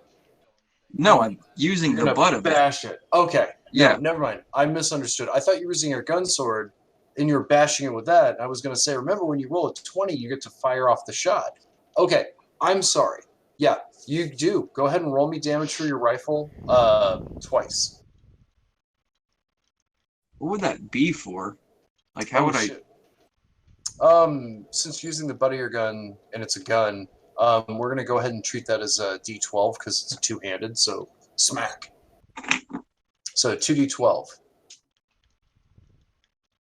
And plus your strength. plus your strength.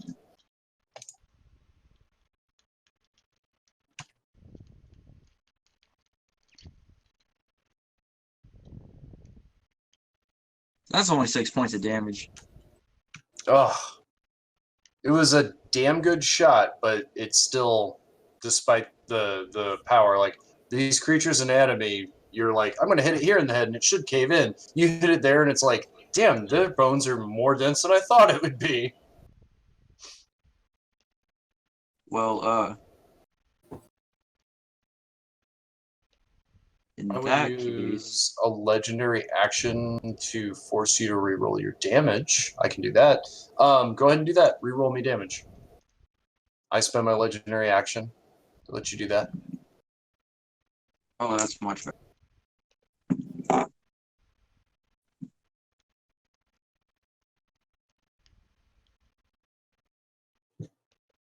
What'd you get that time around? 13. 13 points of damage. Nice. What else you got going on? This poor I'm going guy. to use my second attack to do it again. He's prone, so you get to roll with advantage. That's fun. It's even funnier the second time.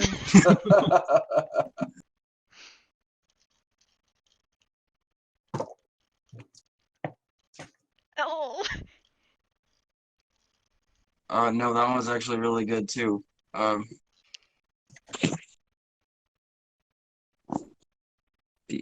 No, later. Work with me. It's not working. I can't find it. It's another nat 20. All right. Nat 20. Go ahead and are you bashing him again with the butt of your gun? Yes, I am. Roll me 2d12. Add your strength. Modifier. That's only a 3. Uh, A 1 and a 2? Yeah, I rolled a 1 on that one. What's your strength modifier? Plus 2. Okay, so it's 5. okay. And This beast is looking haggard.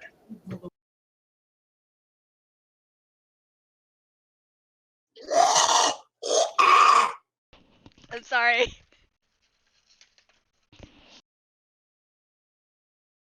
What else you got for me, Omega? I believe that's all I can do. Unless you want to expend your use of, what's it called to get an extra attack, yeah? Action Surge is, I think, the only thing you can do, but it's your one time per short rest. No, I'm not too worried about these little shits. They're all knocked down. All right. And that's going to take us to Haley's turn, who's engaged in ship combat. That's fun. Okay. Hold on one second. I wonder if this would be the smart way to do this.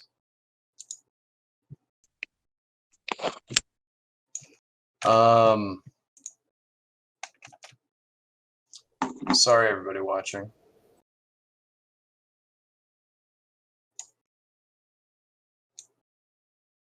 There. I think we got it. That's pretty good. Okay, Haley. So you're not actually next to the ship, but that should be a better representation of what's going on. Okay, so this I mean, is... you're separated by quite a bit. You guys aren't next to each other just like that, but But that's like the direction in which they're going. yeah, essentially it's going to show you like the crew members on top of the ship, their locations, the ship locations of yours, the ship's sailing around a bunch and everything, but just to give you a better idea. Okay. So yeah, the men are looking at you.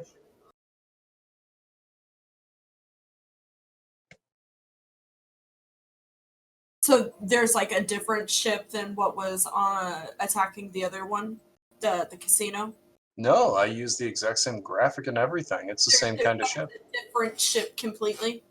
Like there's two different ships. Yes. Oh, there's several ships in the air. There's bunches of ships in the air, all get Yankee and all careening down. But this one in particular is the one that's been firing at. Okay, and how close are we to the casino? I want to make sure that we're within distance so that people can board it. You guys are docked at the casino currently. Okay, so we're still docked. They're getting ready. Good. Yeah. All right. About how far am I from the ship? From the enemy ship? Yep. You're looking at that, and it's roughly about, let's see, we'll say it's close to about 100 yards, so 300 feet. All right.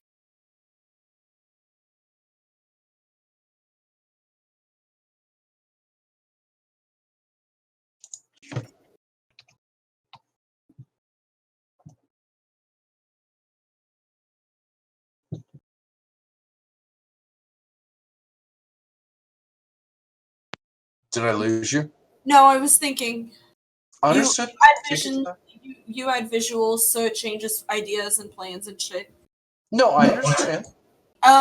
So I am going to. I can't see shit. Alright, so I am going to get as close as I can to this, so that's 5, 10, 15 feet. And then I'm gonna say, everybody on deck, either ready the sails or get to the edge and start attacking if you can. And then the only thing I can really do is shoot it with a crossbow. So I'm gonna shoot this guy here. It is 300 feet, but yes. Yeah, 320, so I have to roll at disadvantage.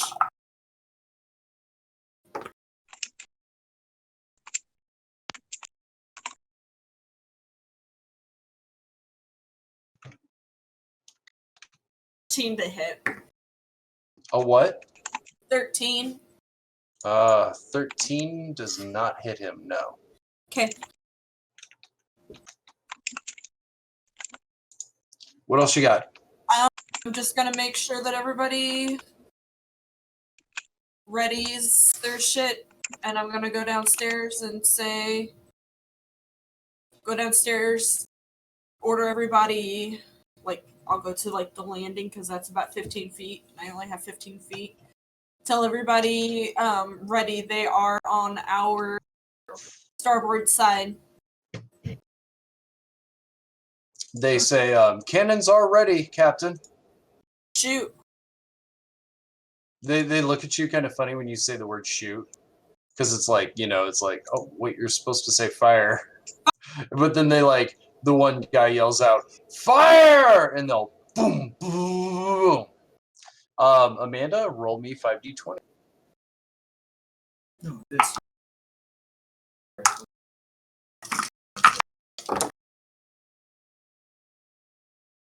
I got a 15. I got an 8. I got an 11, a 2, and a 3. You only hit once. Ugh. Lame. But roll 8d10.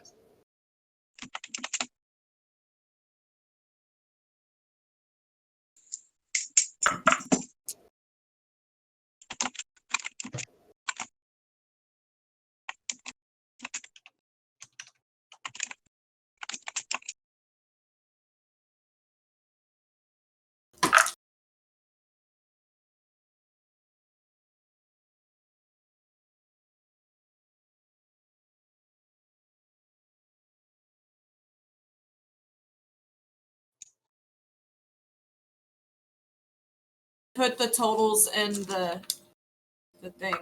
In the chat, you did 22 plus 33, so 55? Yep. Okay, 55. So 300 minus 55 is 245. Is my math correct? Yep. All right, so the cannons, you say fire, and they're all like fire, and you see boom, boom, and they all just hit off the powder shots. The minute that they're done, you're looking down in the hole, and you see the minute they fire the cannons, they're starting to load it because cannons fire backwards with they have backblast, they have recoil, and they use that to give them an opportunity to load through the smoke. Like this team is pretty crack. So they're taking it and they're rolling the powder in. You see them hitting it with the powder packer, and they're starting. So next turn they're going to be packing it again on this side. It takes them an entire action to reload. Yes. Okay. Now the cannons on the other side are completely free, but obviously that is what it is. So they fire off, and boom, and you see as they fire off the cannons, you look up to get the Yankee ship, and you see there's like a little magical barrier, and it starts hitting like all the missed shots that you had. It just starts bang, bang, banging against it. But then one of them pierces through it and goes screaming and hits, and there's just boom, explodes a chunk of it out. Nice. So you made an attack personally against one of the Yankee, correct? Yeah, but I missed him. I attacked at this guy. Oh, that's right. We already resolved. That's right. We resolved it. Just double checking. All right. That is Haley's turn. Anything else? Okay. Mickey, you're up. Mickey's up. Mickey's up.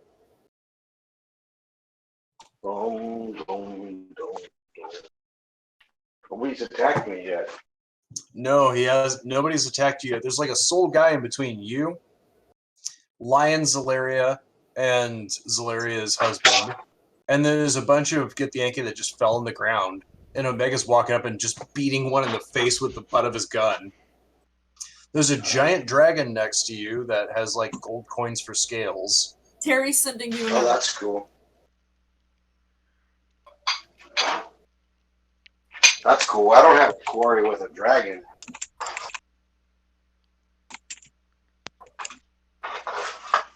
We're god slayers, not dragon slayers. Killed a dragon. That's what made God Slayers. Well, technically, this dragon is a god. Ironically enough, yeah. There is no longer with us. Maybe on a Oh. I mean, through all history of D&D, almost every single guy prefers to take a dragon or a human. It's just a thing they do. They can take many forms, though. This is not this thing's most true form, but this just happens to be a form it took. Well, no, I don't want to fight that thing. No, not at all. So what are you doing?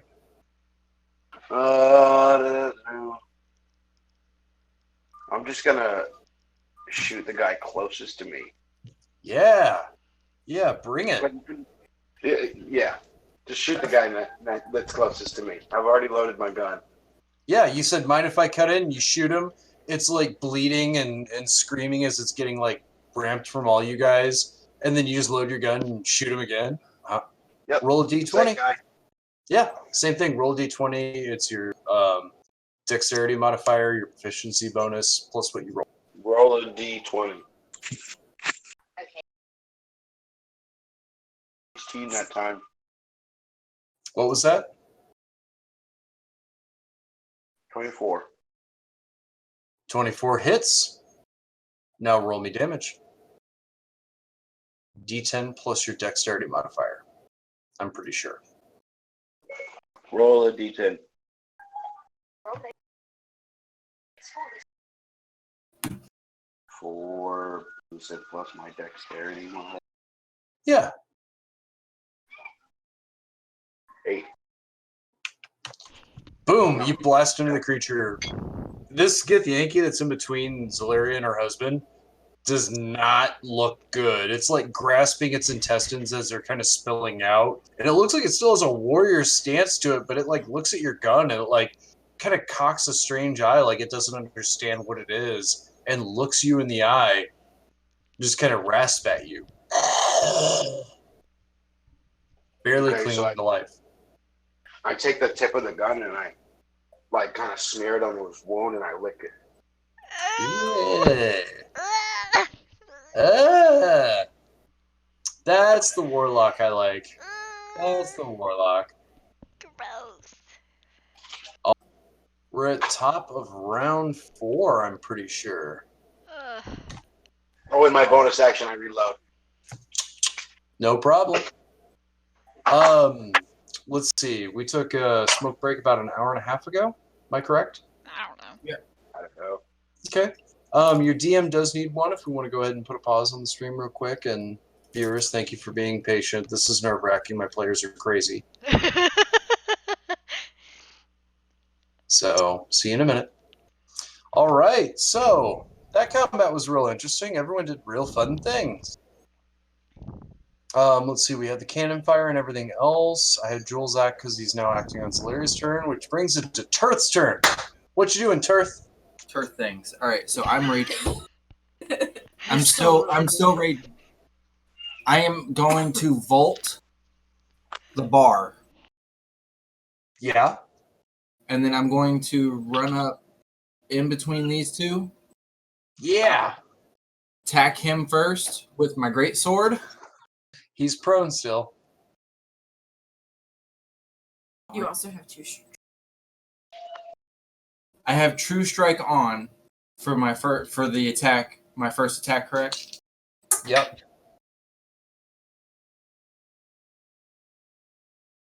And I rolled a 19 with my great sword. You hit.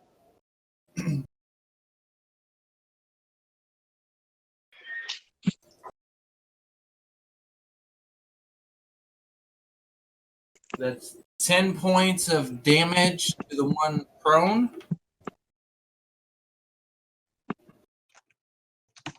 Done. One with no He's weapon. Definitely. Instead, Yeah, he's. Yeah. and my second attack, I'm going to attack this guy. All right. Attack with advantage on that guy too. He's prone. Nat 20 hit him. And that 20 hits and crits, sir.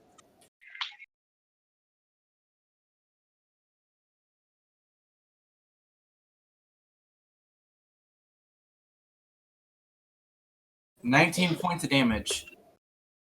He is at exactly 19.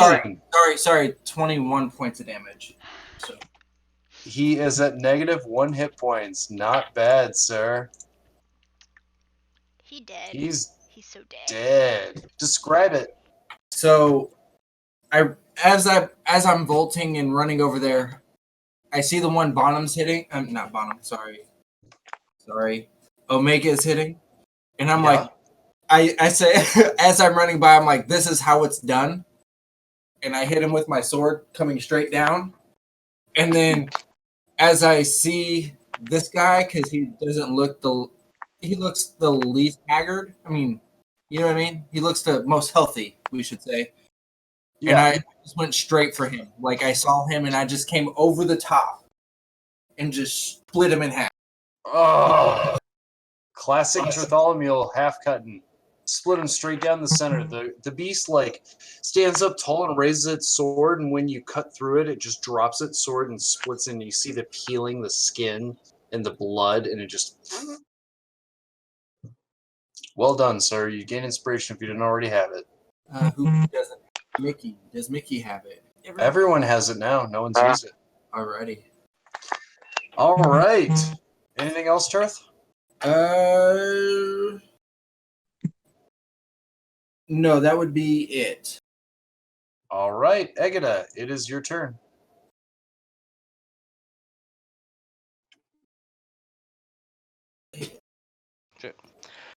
Okay, so I'm gonna grab my sword while I'm over here at the weapons place. Yeah. And then I'm going to... That will be my interaction. And then I'm going to use my last Misty Step to teleport right here. Okay. And then I'm going to use my breath weapon. Oh. Can you grab out of the spell journal what kind of damage it is? I'm looking at it right now. It's a What kind- 30-foot line. Of what? Lightning.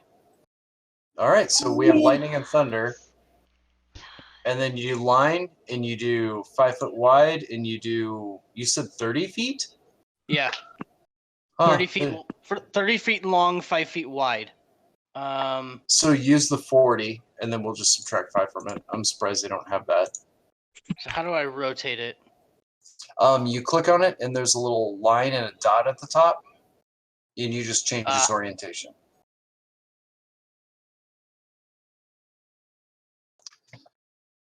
And then you move it where you want and press Alt to make it, or it'll snap into place. If you don't want it to snap, then you hit. Because you can theoretically, if you don't mind, you could theoretically, why can't I make it stay there? You can theoretically do Why something. are you messing with it? I was just- doing it.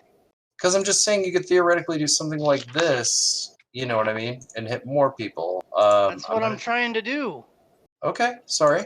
Change its orientation, but you press Alt when you let it go. Okay.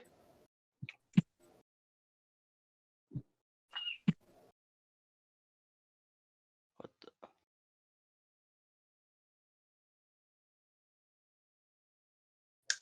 the? Oh, that is gross. Yes, that's what I'm doing. Nice shot, bro. Oh. Okay. So, with my breath weapon, they all have to make a DC 14 dex save. 1, 2, 3, 4. I have 5 people. Dex save what? 14. Fail, fail. 2 succeed. It'll be the last 2. The 13 and 15 is the last 2 on the roll. So it'll be these 2 back here will be the ones that succeed.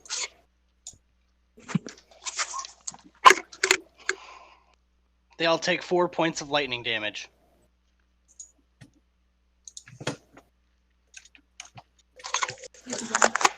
Man, that breath weapon is so good. It would be good if it actually did damage, if I actually rolled well with it.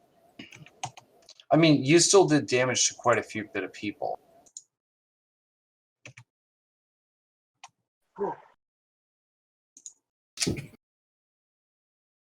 That's my turn.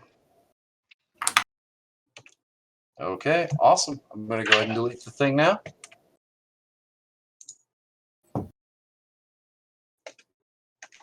And I forgot the last 2. The last 2 take 2 points of damage because it's for half.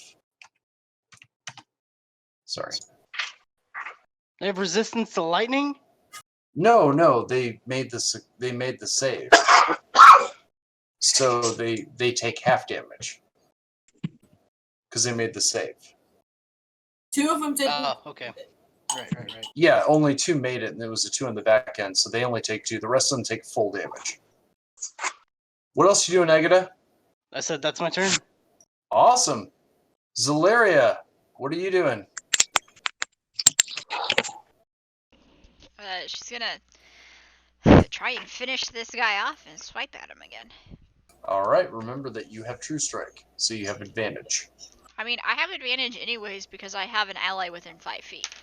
Oh, well, okay. Roll with advantage with all your attacks.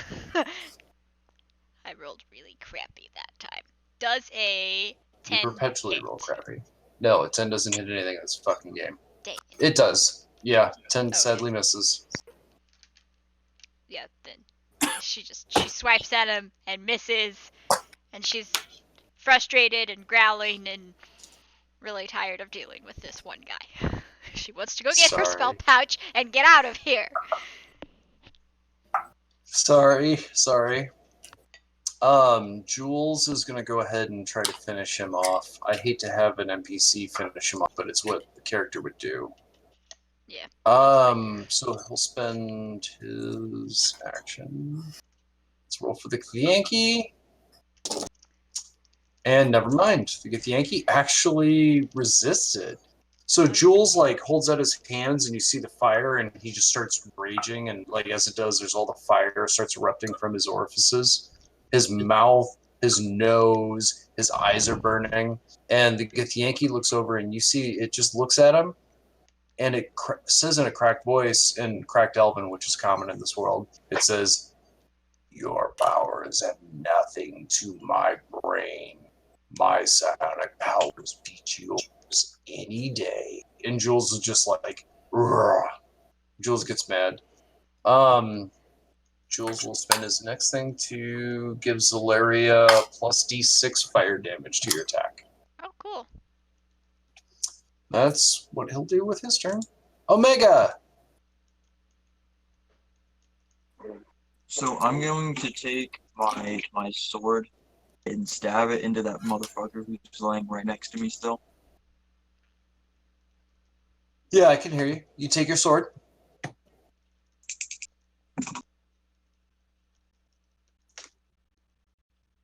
That is a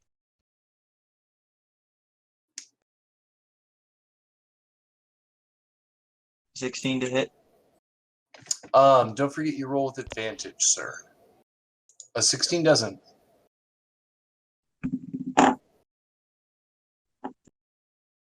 And that one's going to be a 17. 17 does hit.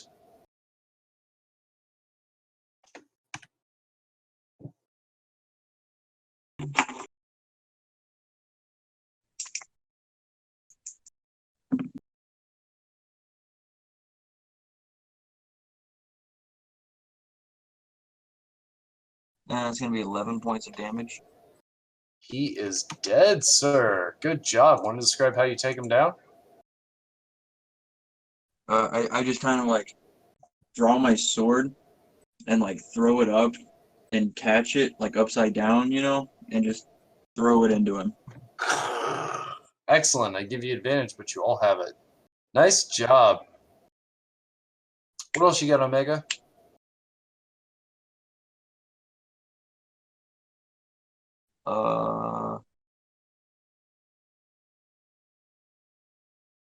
Where's the exit? The exit is here. All these doors. Okay, so I've been going the wrong way.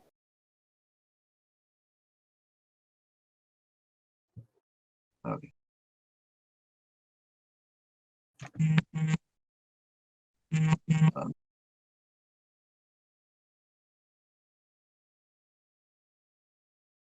God damn it.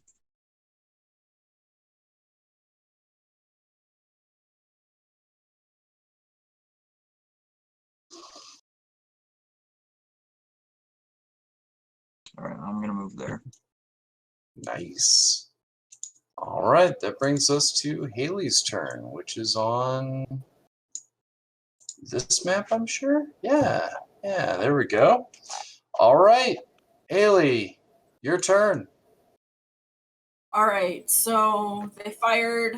I'm gonna be like, fuck yeah, guys. I think we got some contact on that one. Let's make sure that we reload and keep this going. Everybody on this other side, if you're not being useful, make sure that we're tending to any fires and making sure we're patching up anything that we possibly can.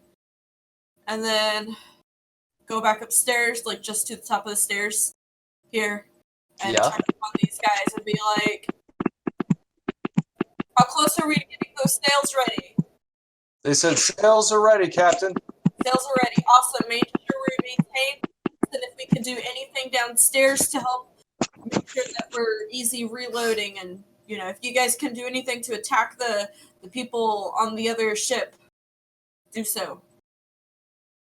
That means this man will go man this cannon, little mini cannon, and he'll go ahead and fire off a shot at this guy.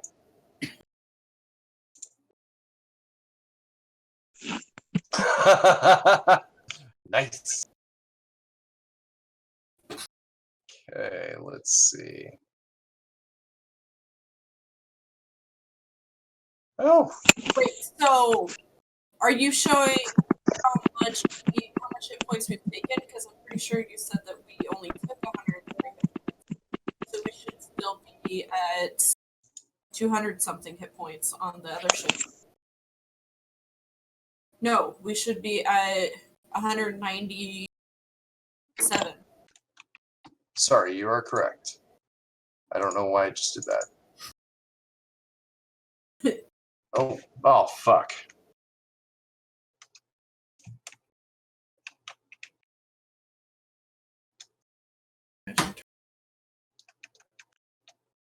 Awesome. Yeah, there you go. Thank you. Awesome. So making sure they're doing that. They're reloading downstairs.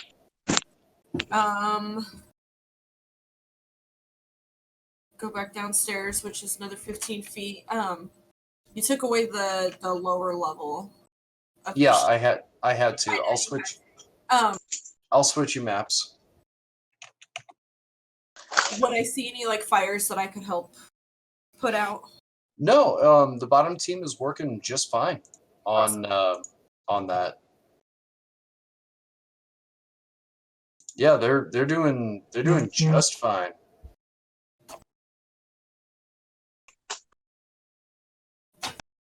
I'm going to cast Fog Cloud on the ship. Fog cloud. On the ship itself Yeah. to try to obscure it. Yep. So this should give us some cover. Okay. You have all your material components with you, so I Yeah, don't see a problem with that. For Fog Cloud's only verbal and somatic anyways. I'll like clap my hands together and like swirl my hands and say this should give us some cover. Nice. You do so. That'll go ahead and that'll go ahead and give you a cover 20 like I feet radius. I'm doing it at a 3rd level, so it should be 40 feet radius. okay.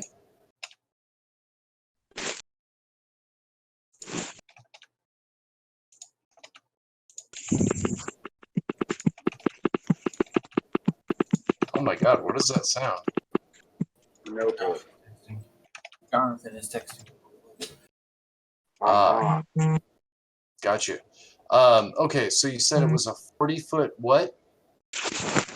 Brilliant. That's not 40 feet though, is it?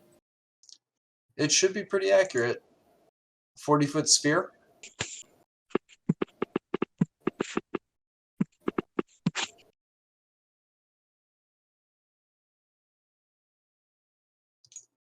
I guess.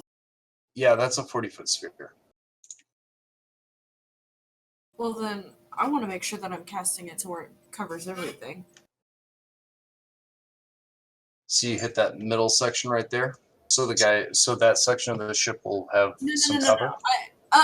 I'm wanting to make sure that I'm covering like pretty much a majority of the ship.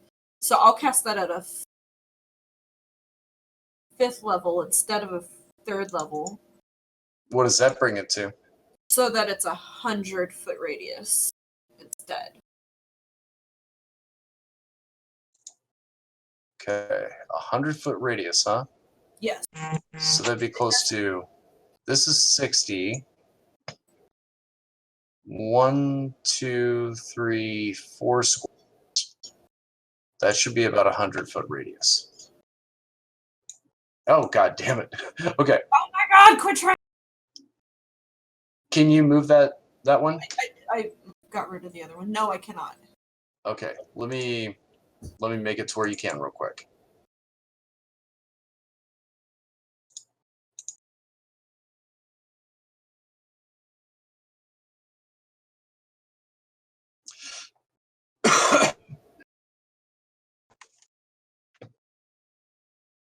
And I'm gonna cast it like right on the mast. Can you?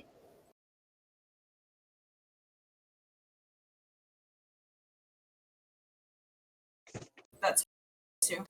I have it like right on the mast. I'll give it 2/3 cover. Not bad. Alright, and then that will be my turn. All right. So let's see, Haley. Let's see. Let's go ahead and resolve. Remind me that we've resolved the combat now. On the enemy ship too. They're gonna go ahead and fire off their shots. Okay. See it in chat. I don't know why it went that way.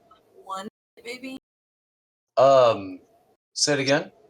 I said it looks like only one hit.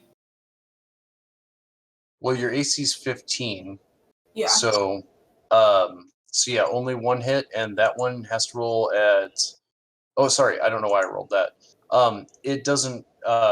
Your AC 15, 16, 17, 18 would be 19 with the cover you gave it, so I didn't hit. So all the blades, they get fired off, and again, the magic, like the magical psionic energy that they have, thins the blade to where it's razor thin, and it flies off against your ship, but it enters into the smoke, and it hits nothing. It embeds itself in the wrong way, goes through and doesn't do any damage to the ship, whiffs completely past.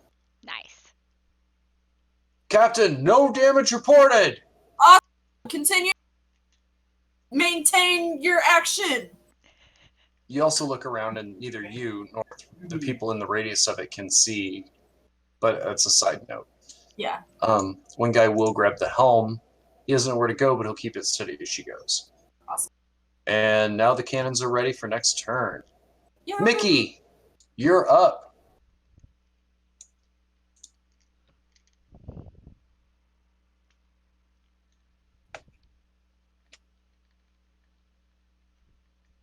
All right. Jonathan. Yeah, I hear you. Okay.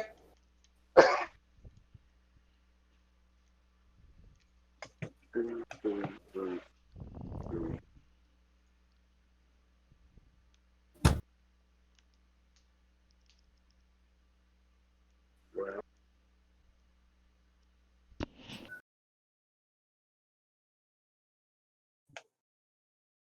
I've been still in the same spot. That guy's dead, yeah? He's going to be dead soon. He's on his last leg for sure.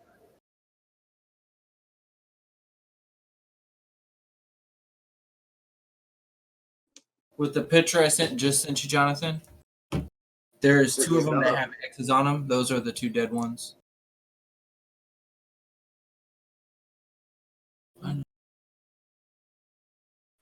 I'll be damned. All right, this is gonna throw you through a loop. You're gonna be shocked for what I do here. Yeah. I shoot him. Roll your shot. It's right in front of me. I shoot him. Go ahead and make your shot. D20, dexterity, and dexterity modifier, and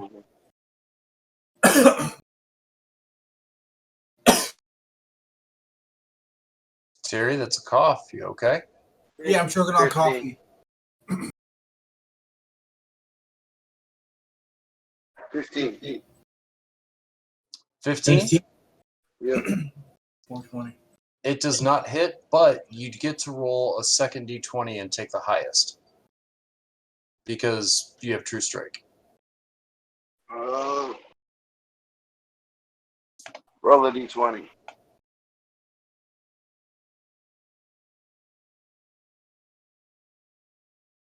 $26. You hit. Roll me damage. It's a D10 plus your dexterity modifier. Roll a d10. 4. Okay. And your dexterity modifier? It was 4 with my dexterity modifier. Okay. He gets shot and just as it fires through, the creature's got that black, thick ichor for blood, and it looks up at you and screams in pain. Very nice. Okay. Is it still not dead? It's It's no. still not dead. It's still not dead. So the big luck god will do some fun things. It's gonna go. It's gonna. Yeah, it's gonna go ahead and spend one of its legendary actions on its turn to give everyone True Strike again.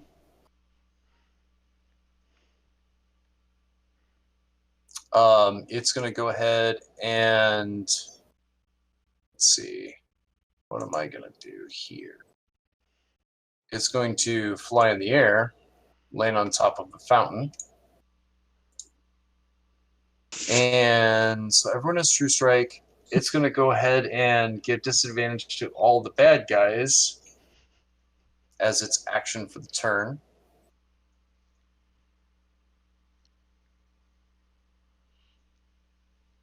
I'll spend legendary. I want to kill something.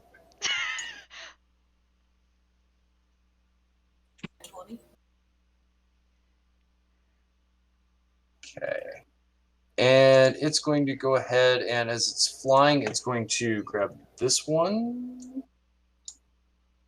And it's going to basically bite it with its mouth and chomp it down into pieces as it flies overhead, lands on top of that. I'll spend my legendary actions to give advantage to you guys, disadvantage to the bad guys. And it's going to stand proud atop the mountain, and it says, "May fortune favor you." Nails, nails, nails. Raining body parts as it flies over. Turth, you're up. All right, so the one that's right in front of me, this fella right there. Yeah, the one who's knocking on death's door. Yep, that guy. I am going to. Is it standing up or is it still prone? It's still prone. They have to spend their action standing up on their turn. Okay, so I am pretty much just gonna stab it. I want to stab it in the pretty much in center mass, going for the heart.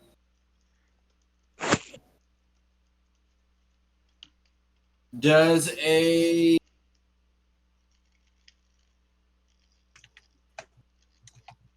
18 hit?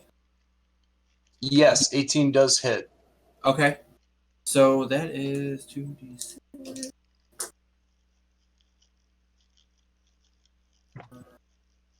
$13 points of damage.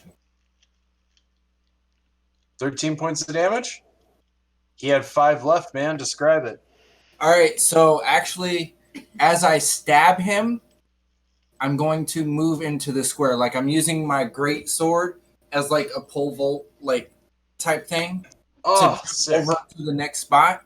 And then as my second attack, I'm going to come with my great sword over the top, attacking this guy. Nice.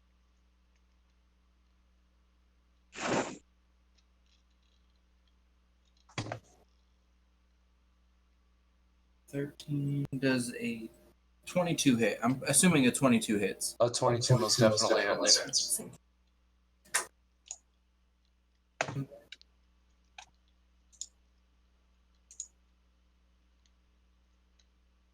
Four, 14 points of damage to this fella. Right there. 14 points of damage? Yep. Okay. Well, guess what? He had 15. He's still alive.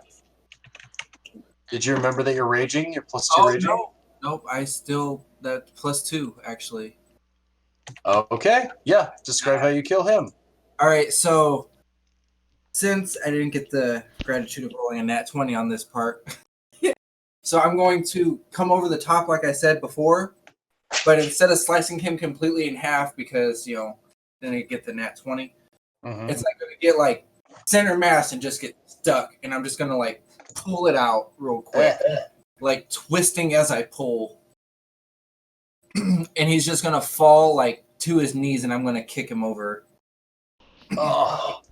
Beautiful and worthy of inspiration. No, hold on to it, guys. I'm sure. Yeah, we all had True Strike, so there's no reason to use it. Plus, I mean, doesn't inspiration go away at the end of the session? Yeah. Yes. When are we going to use it? We all have True Strike. I know, but I have a luck god that you guys freed. So, like, I'm sorry. You can use it for other things. Okay, Bartholomew is done. I believe it's Agata's turn. All right. So the one right in front of me, I'm going to draw my sword, and I'm going to smack him with it. Bring some pain, man. Don't forget to roll with advantage. I assume a 25 hits. 25 definitely hits. So that will be 11 points of slashing. Oh. And then with my second attack, I will slash at him again. Does a 16 hit? A 16 does not hit. Damn it. But you have. Will you allow me to retroactively use my Divine Smite on my last attack that did hit? Well, I certainly would allow you to retroactively on your second attack roll your inspiration. Which would basically just be a third d20 roll. Because, Yes. I mean, I already rolled with advantage because of True Strike. Yeah, True Strike only works on your next attack, so you don't get on your second attack. Did you already Okay. roll? Did you already roll with advantage to hit it the second time? Yeah. All right, so just expending your Divine Smite as I take away your inspiration to cheat the rolls because I'm a really nice DM. How much would Divine Smite have done? Well, I only have third level spell slots left. So I'll be using one of those. And that does 2d8 plus 1d8 for each spell level higher than the first. That's an extra 4d8 radiant damage. He has 4 hit points left, so I mean, you see he's at low life, so you describe how you kill it. Well, with the swing, I will say, "May the light of Bahamut find you." And as the sword makes contact with him, it'll be a slight little boom of light for the radiant damage. Oh, brilliant. Guess what? You gain inspiration back. Man, these descriptions just keep you guys in inspiration all day long. No problem, Josh. I know you can't hear me, but no problem, man. Okay. Egada, your turn is done, I believe? Yes. All right, the bad guy's turn. These bad guys are going to... Oh my god, I can do that direction thing to a group of them. That's cool as fuck. Fuck them up. They're going to... Oops. They're going to rush on up and try to hit the dragon god. Or not the dragon god, the luck god. 1, 2, 3, 4, 5. Now, why would you do that? They're warlike people. They think they can do it. Oh, that one bounced off a nat 20 to a 14 for an 18 total. My AC is 20, bitches. Nice try. Omega, you get an attack of opportunity against one of them as they pass by. Oh yeah. Would you like to make it? What'd you want? Omega gets an attack of opportunity against one of them. Oh, well, I want to do that. Fuck yeah, dude.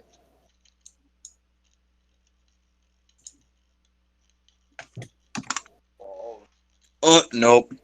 Nat 1. Oh. Now remember, you roll with advantage because your next attack was True Strike. So roll me another d20. Oh, yeah, that's a lot better. That's an 18. You hit. Roll me damage. 80.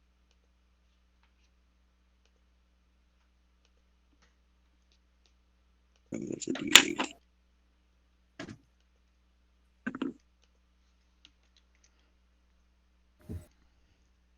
That's 7 points of damage. Nice. 7 points of damage it is. So they spend their turn doing that. The one attacks. Let's go for Zolaria. Oh shit, Jules is about to fuck him up. And let's expend. Okay. So it whiffs on you twice. That's fun. This guy is actually going to use his brain. He's going to be the one person who elects to. Like runs away. Yeah, I mean, I'm not buying that every one of them is gonna be an idiot. And these two right here, funny enough, will be idiots. Okay, so that's their turn. Let's go ahead and resolve my other NPC now. I know I'm going a little out of turn, guys.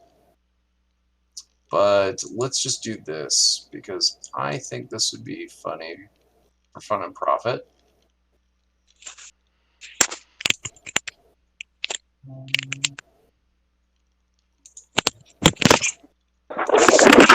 Whoa, that sound effect is awful, whatever that was.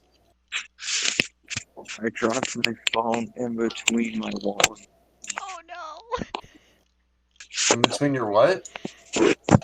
My wall and my bed. Oh no. Did your phone fall in the black hole? What'd you say, Amanda? I said, did your phone fall in the black hole? Oh, yeah.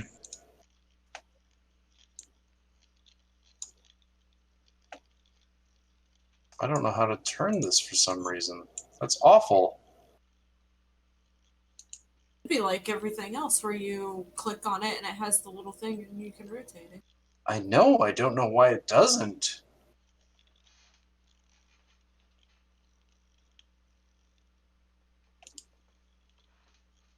I don't get it. I've screwed up something. But either way, judging based on that, why can't I rotate this? You want it to where it's at this corner over here. Here, let's go ahead and do this. I'm going to go ahead and say controlled by all players. And if anybody can go ahead and rotate that to where it's facing down, or maybe get all to get Yankee, let me know.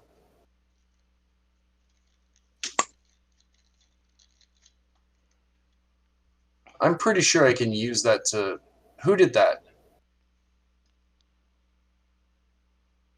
The little box was on like the right hand side instead of the top like it usually is. Huh, I still don't see it, but amazing that you... Oh, I see what you're saying. Amanda, you get inspiration. Oh, that's right. We're just gonna have to start stacking inspiration. That's not how that works, but we're gonna have to start doing it. No, Or we can bring back hero points. Huh? Yeah. No, it's only a D. Those are only a D6. Yeah, but They can be used for many different things, though. So it's going to go ahead and back up to there real quick as it's flying in the air and then breathe in. And you guys are like, holy shit, what does this thing breathe? Because you're like, you've seen dragons breathe different things. And as it breathes in the air and you see energy flowing into it, which is different than any other dragon you've ever seen, because it looks like it's taking motes of essence from the ambient air and sucks it in. And when it spits it out, there'll be gold coins. Just a shower of gold coins. As the gold coins hit these guys, they start to burn and melt. You guys have all seen molten gold because we're all jewelers. Get the Yankee all make their dexterity saves. 1, 2, 3, 4, 5. I have 2 more coming. And I hate to have NPCs do damage and kill things, but you guys have chosen, like, you guys have done this. Like, you created this monster. Oh, fuck. Okay. One guy gets half damage. Now I gotta lie in it. Right.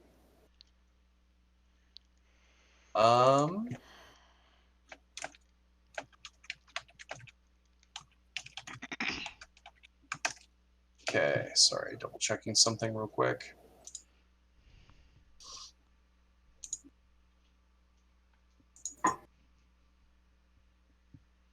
Boy, it's the most entertaining stream in the world as the DM looks shit up, isn't it? But isn't Okay. that like most D&D streams? I guess. Okay, 26d6. We're gonna take the average. What? The average of 26d6 is 91 points of damage. So even at half, they're all dead.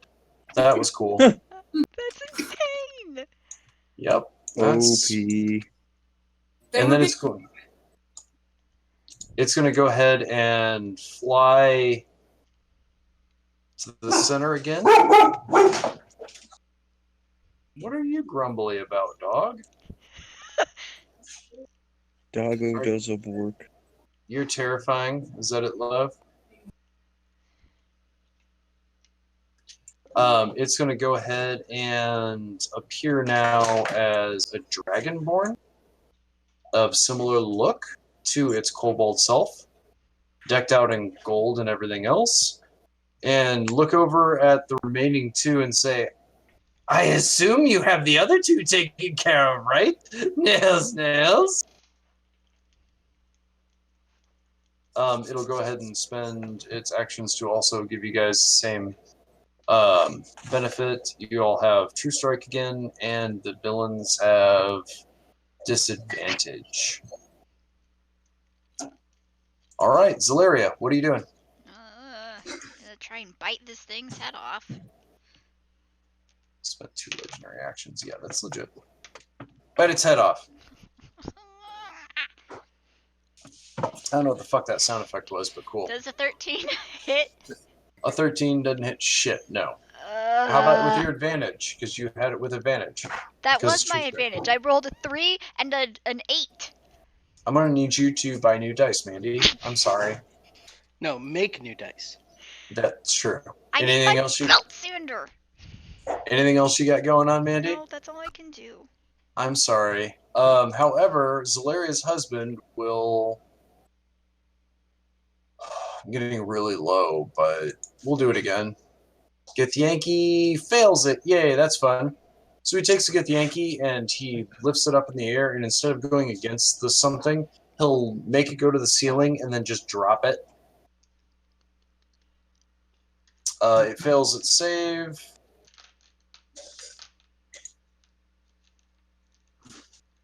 5, 10, 25, 45 feet total. Makes a little. Okay. And so he looks and he does that and just flings it in the air. Like Mickey's like shooting it and reloading. You're clawing at it and he looks at it and he just lifts his hand. It flies up in the air and comes down and splats. Gross. He'll walk close to you. And Mickey. And he'll shake Mickey's hand. Well done, sir. Well done. The last one's pissing itself. That's the one that ran too. Omega! There's one remaining and he's running like fuck.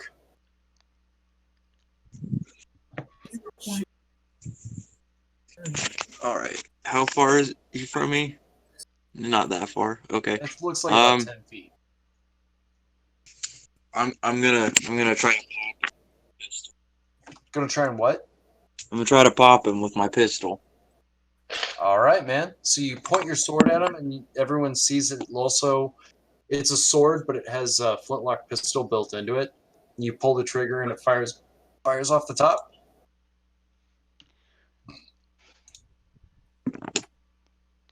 Ooh. With advantage, remember.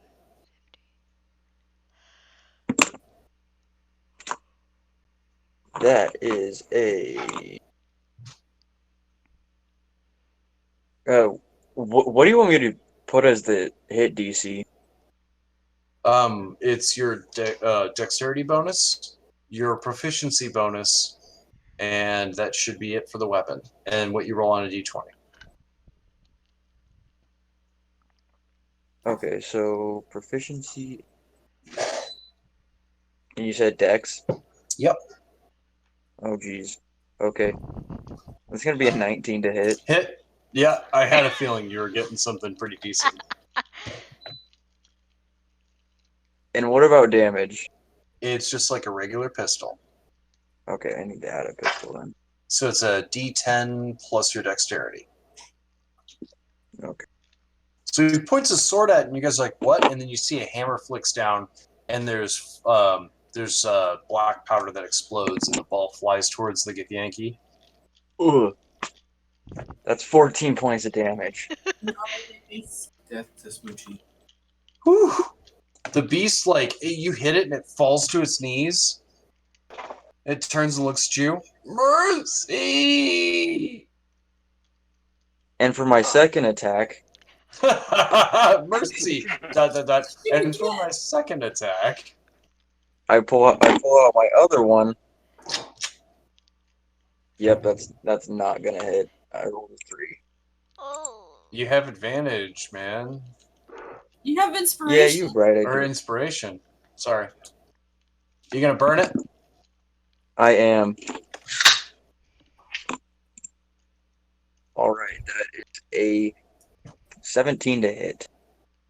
A 17 does indeed hit.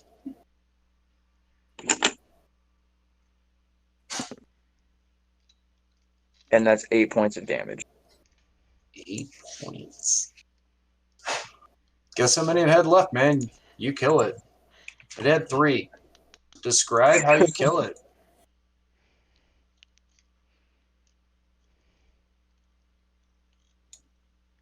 And as a bonus action, I want to reload one of them. I can't reload both. Done deal. So, with all the bad guys slain, you guys are technically out of combat, but who isn't out of combat is Haley. So let's move to Haley real quick. Haley! Alrighty, so Haley can't really do much else besides hold up this fog cloud and command these people to do things. So she's gonna go back downstairs. Haley's gonna go back downstairs and be like, okay, the cannons are ready, fire! They'll go ahead and you hear, fire! Fire! 5d10s, or 5 hits. Oh, you're doing it. Never mind. I'm sorry. You can roll it if you want. Yeah, no shit, because I rolled really great that time. It looks like only 1 missed. 4 hit. Jesus Christ. Yes. Okay, let's look up averages because we're gonna speed up this part of combat for sure. I marked averages in the chat. 44 points of damage time. 4 times 1, 2, 3, 4.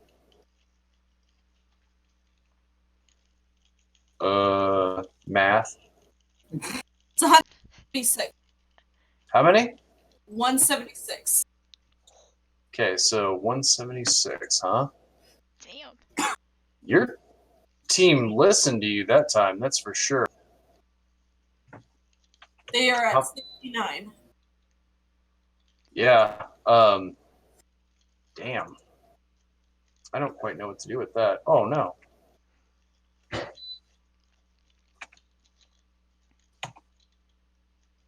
Recording. Okay. Now go back So- upstairs, up to the very top of the stairs, and be like, okay, if anybody else has anything they can do. Yeah, so you say fire, the men are like looking through the mist, but they just pull the pin on it. There's tons of smoke as it does it, and again they start loading it on up with the cannons. You see the ship tries to take evasive maneuvers and turns, but exposes the belly of the ship, and it just the front half of the ship from like here, you notice it's not connected, it's connected by like bars, will break off completely. Awesome. And just fall like straight as the boarding party, just like the people, they start floating and everything, and they'll start floating towards the ship as the other piece just breaks off completely. But there's just an explosion here, as just it's an excellent broadside. It just tears through the ship. It will, yeah. So you say that to the people. The other guy will go ahead and try to hit the ship for its mini cannon. Why not? Okay, hit. That's pretty cool. 3d10. 4, 5, 6, 7, 8, 9, 10, 11, 12, 13 points of damage. So, 60, what are we at? 60 what? 56 is what we're at now after that damage. Thank you. I appreciate you helping me math. So yeah, like, you're like, can you guys do anything else? And the guy takes a hand cannon and points it, it fires off, and he shrugs his shoulders and like starts to reload it, like expecting it to not do very much, but it hits a powder keg or something, because there's just this boom explosion out from it as the ship starts to like careen towards sinking. I mean, Awesome. sinking means it just becomes like, it just starts floating. It's still operational, but it looks like they're not having a very good day. They're going to spend their turn to send up a white flag. Okay. It's now your turn. What do you As soon do as in I response to that? Flag. I say hold your action, cease fire, and then I'm gonna dimension door Okay. back to the casino. Okay. It'd be like, everybody, you need to get to the fucking ship now. Now, as you say that, Haley, you dimension door back and you pop up and you look as the kobold is now a dragonborn. And just kind of looks at you and you look at her eyes and you swear it looks like she has like dice for eyes. Uh-huh. Like rounded dice, like almost like they have 20 sides to them. Okay. And they're pointing at little, like a single dot to be like a pupil. And Okay. she looks over at you. I agree, Nails. We should run. All right, everybody. We're out of combat. I listen to Haley and Get the fuck back to the ship. get to the ship. Let's get the fuck out of the break room. Valeria's Let's gonna hop on the ship. Get the hell out Valeria's of gonna Dodge. stop at the Let's thing hop and on the grab her ship. pouch and then run to the ship. Awesome. So as you guys all run to or grab your stuff and run to the ship, etc. You guys get aboard the ship and there's a bunch of mist still flowing on it, and you see another Githyanki ship is just sitting there and they have the white flag. The other people are trying to board it, and seconds before it boards, it looks like they hit the trigger on some powder kegs, exploding it. Unfortunately, based on earlier, it's not enough. It doesn't even hit the ship. So you guys start boarding it, and it looks like they're like, oh yeah, we're going to take another ship. The Githyanki, despite the fact they threw the white flag, they're going to blow up their own damn ship. So you guys are all sitting there, and you guys are on the ship, and you look and you don't see Dindo at all. I'll tell everybody what I found when I got back here. Say, Dindo's dead. First mate's dead. I captained the ship through this fucking battle. We almost lost the ship. But we did it. Valeria's gonna turn back. She's into- like very winded. She's like running up and down the stairs. You know, making sure everybody's doing exactly what she needs her to do. So she's like kind of winded and it's like, I think we need to get the fuck out of here before anybody else shows up. Yeah, Valeria's gonna shift back into herself and like put her pouch away and everything, and then she's gonna be like, yeah, let's get out of this realm and get home. I'm gonna put my hand on Haley's shoulder and look her in her face and be like, "You need to learn how to delegate." IRL. Side note. And then I'm gonna start walking towards Giselle and be like, so about that wish. She looks at you. Yes, a wish, Nails. A wish you could very easily keep. There's many different favors you can get, of course, for returning the power of a god to itself. Nails. Are you sure you want to give this up for a simple wish? I really like to get rid of this curse that I have on protect my family here, and Of course, but eternal luck, Nails. Nails. Are you sure? luck's never really been on my side. I just don't want death to be knocking at my door every minute as well. Yes, but that's because you've never had me at your side. Very well. What else do you have to offer? I mean, Luck? She says, the large kobold over here has given luck back as a domain to me, returned my power. You could have eternal luck from me. Yes. But a wish, of course, is a very fine thing to ask for as well. Yes. So what will it be? What makes you feel lucky? not having. Very well. I mean, does anybody else object? Pretty sure Zalaria is pretty much okay with it. Yup. You were there too. I'm pretty sure. In danger. If I don't get this Phoenix Stone. Well, okay. But as luck would have it. And she wanders on over and she starts sniffing at everybody's packs. One of you has a small town. Am I correct? I can smell it on I think Haley has it. Yeah, Yeah. Haley has it. you. Yes, you have it. And she goes over. Pull it out. A small town. Rub it. This Wind it up. Wind it and make it work. So I'm like kind of like I'm doing like the world's smallest violin into that little town. As you tilt the base of the town to make it wind, Okay. Jonathan, you are free to play, if you wish, you are free to play Jin as a genie, very Disney-esque. Not like I made more than one Disney reference today. You may grant one wish, because that's what you do now. But then that's it.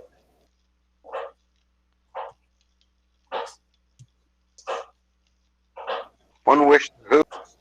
To me. Yeah, describe Jin. He's now been reborn as an actual genie, which is common of your kind when you die. Well, I'm assuming he still looks the same. Haley is. No, that's what I'm asking. Does Jen still know who we are? It would be a different life, so not really. No. He wouldn't know who they were. No, it would be different. Than Delirium. How different would he look? Oh, he would look. You say he looks the same. That's perfectly fine. He'd be more genied out. So, like, normally where you had to fly, like your legs had to turn into smoke, you would be smoke on a regular basis. Okay, so turning the base kind of let him out of the town. Okay, I get you. Okay, so he just poof. What do you need? Poof, what do you need? I think if I'm gonna word this.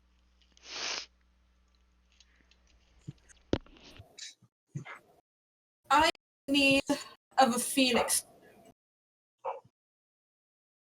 But not a phoenix stone that is in the possession of a very important person I know personally. Ooh, she's worded the wish well, hasn't she, Nails? Okay, so Zach, how does that work with the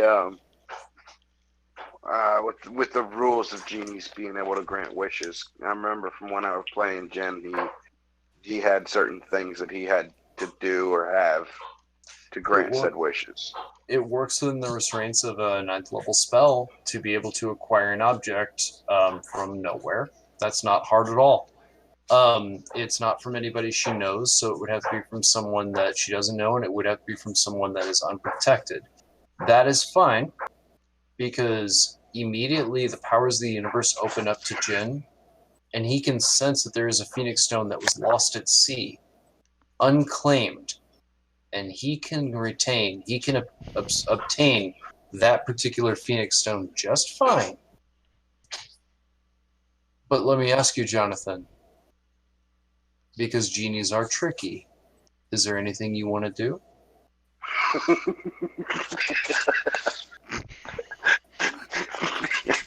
Because I can think of a whole manner of ways to make this wish come true without really being good.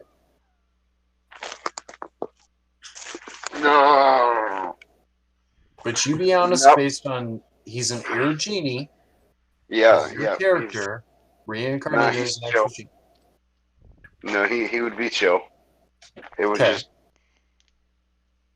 I suppose he would just grab it, but he would pull his hand out of like this void in the air, and kind of a little bit of water, maybe a starfish would fall out with it or something. Falls down into the ether and starts floating off into the ether as the first ethereal starfish. Yeah. Bye, Gary. Oh, there's the character idea right there. Grab starfish and then turn it into a necklace to remember the genie by. Done deal. Done deal. So you pull it from the water, and starfish fall off. You grab it, and you see the water pull from it. You have it in your hand, Jonathan. What does Jin do? Well, he gives it to. I mean, it was not for me. As he hands it over to Haley, you look over and you get a vague feeling like you know these people, but it's a distant memory. Everyone sits there and looks at Jin in his new form, fully genied out. Alright, so I get like deja vu. Kind of feels like a dream I had or some shit. Anything anybody wants to say before Jin disappears forever? I'll thank him greatly. Thank you. You have no idea what this means to me and my party. Since he looks the same, He looks a little different. does he? Well, yeah, I mean, but he still has Jin's faith and everything. Yeah, Jonathan said he looks the same, so he would look like Jin, just more, like, you know what I mean? Like, everything would be perfect. His hair wouldn't be, like, messed up, like, it would be on fleek. He would have expensive jewelry of any kind that he wants. Like, Look more like the mini. Yeah, no, I got it. It's costume jewelry.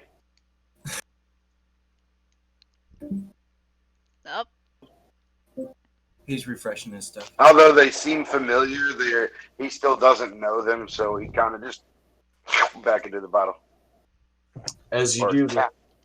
the town will sit there and levitate in the air for a brief second as you see all the little people in the town move through. And there's a Jin sitting there just calmly doing the hands thing and closing his eyes. It'll become this brilliant, bright white light and turn to a like crisp blue. And as you guys all look away, it'll do what happens after every wish is made, and the town will dissipate to its next owner, wherever that may be. And that motherfucker jumping too. That town ain't no bullshit. It's like a fucking club. Dude, like, It's like the club. yeah, there's some dope shit going on in there. I went to the cave of one.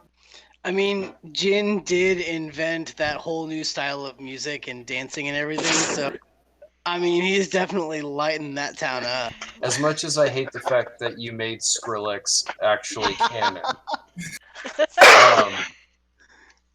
So yeah, as you guys see the town dissipate and everything else, you'll hear the clearing of a throat. As Giselle will say, "Easy enough, a payment is done for returning the power of a god to herself. I have shown you your wish, and you have your stone. Nails. This is a contract completed, am I correct?" Yes. I believe there was some gold involved also. Yeah, there was some Oh. more gold involved besides the gold that you lent us. She says, "Oh, that's true." Trying to She sighs deeply and she looks at you and she says, "Would you care to double or nothing on that payment, however?"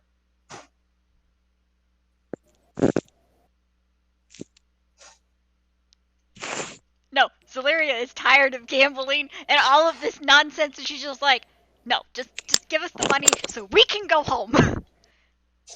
She says, "Oh, the agreed upon amount was, I believe it was something in the neighborhood of 2,000 gold." I don't actually remember the amount, so sure. However, if you wanted, we could flip each one of these 2,000 coins, and anyone that lands heads up, you get double. Are you sure? Nails.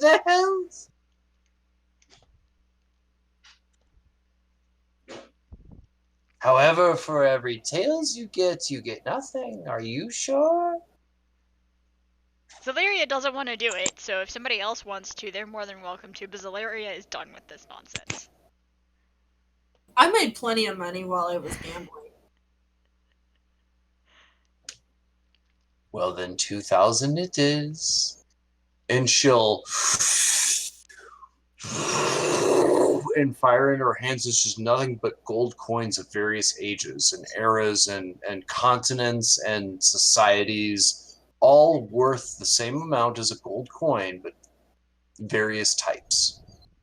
And she'll just keep spilling it over until she says, there, 2,000 gold coins paid for the exchange of a chip. Tirth is going to ask, those aren't going to melt in our hands like when you blew them at the people, right? I am a trickster, yes, but no. Okay. Genuine payment paid for what you've done in full. I still win. After all, it was a very cheap endeavor for what you was asked of you. I consider this both a betrayal and a win. You can know that Jazal has bested you with you only walking away with a meager nails 2,000 gold. But you'll never quite know the full story because you didn't gamble. And she'll look over at Solarian and say, but some of us are already gambling, aren't we? Solaria's just like, I just want to go home. That's all I want to do. She needs to go break it off with Alazio. She walks over. A final gift from Giselle, and she'll take the navigator's tools and she'll like spin it, and then she'll slap her hand on it, and it'll stop in a single direction. And she'll say, "Think of this area. Go there. And farewell, adventurers, godslayers, who are now at this point reuniters of gods and their power." I think, Oh boy, we've really come full circle. I believe there's another god out there that you've all brought back. Dialatus and I, my good sister, has a lot to discuss with me. It's time I rubbed her hair raw. What does that even mean? Please try not to drive her too crazy. It's called a noogie, Nils.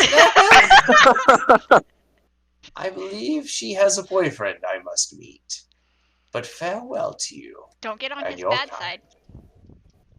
And she'll lift her hands and she'll explode into dice. And all just rack across the floor. Dice of marble, dice of jade, bone dice, wood dice. Do they look like they could sell for a bit? They're all finely crafted dice. Each one of them would be worth a silver piece apiece. Fuck, let's pick up as much as we can. Yes, every last bit of gold, every last bit of silver. Don't let any stone go unturned. I'll take one dice just as a souvenir Well done. to remember that I restored a god. Even though it wasn't my own god, I feel like I did a good thing, and I want something to remember the moment.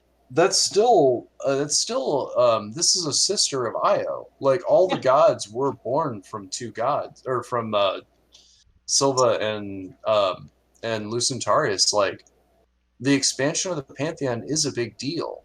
I mean, again, that's the brother, or this is the sister of your god. Yeah. You know? Celeria will grab just a small handful and like tuck it into one of her pockets because she'll do the same. She'll actually, when they get home, add it to her altar. I mean, whatever I can't sell, I'll probably put in my Hey, around Zach. the house's decoration. Yeah, man, what's up? Yeah.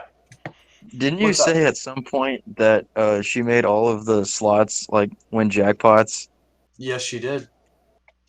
Can I go around and pick up the coins that came out? You can go right back to that ship that's being attacked by other guys. Yes, you can. No, Would you like we to are do that? leaving.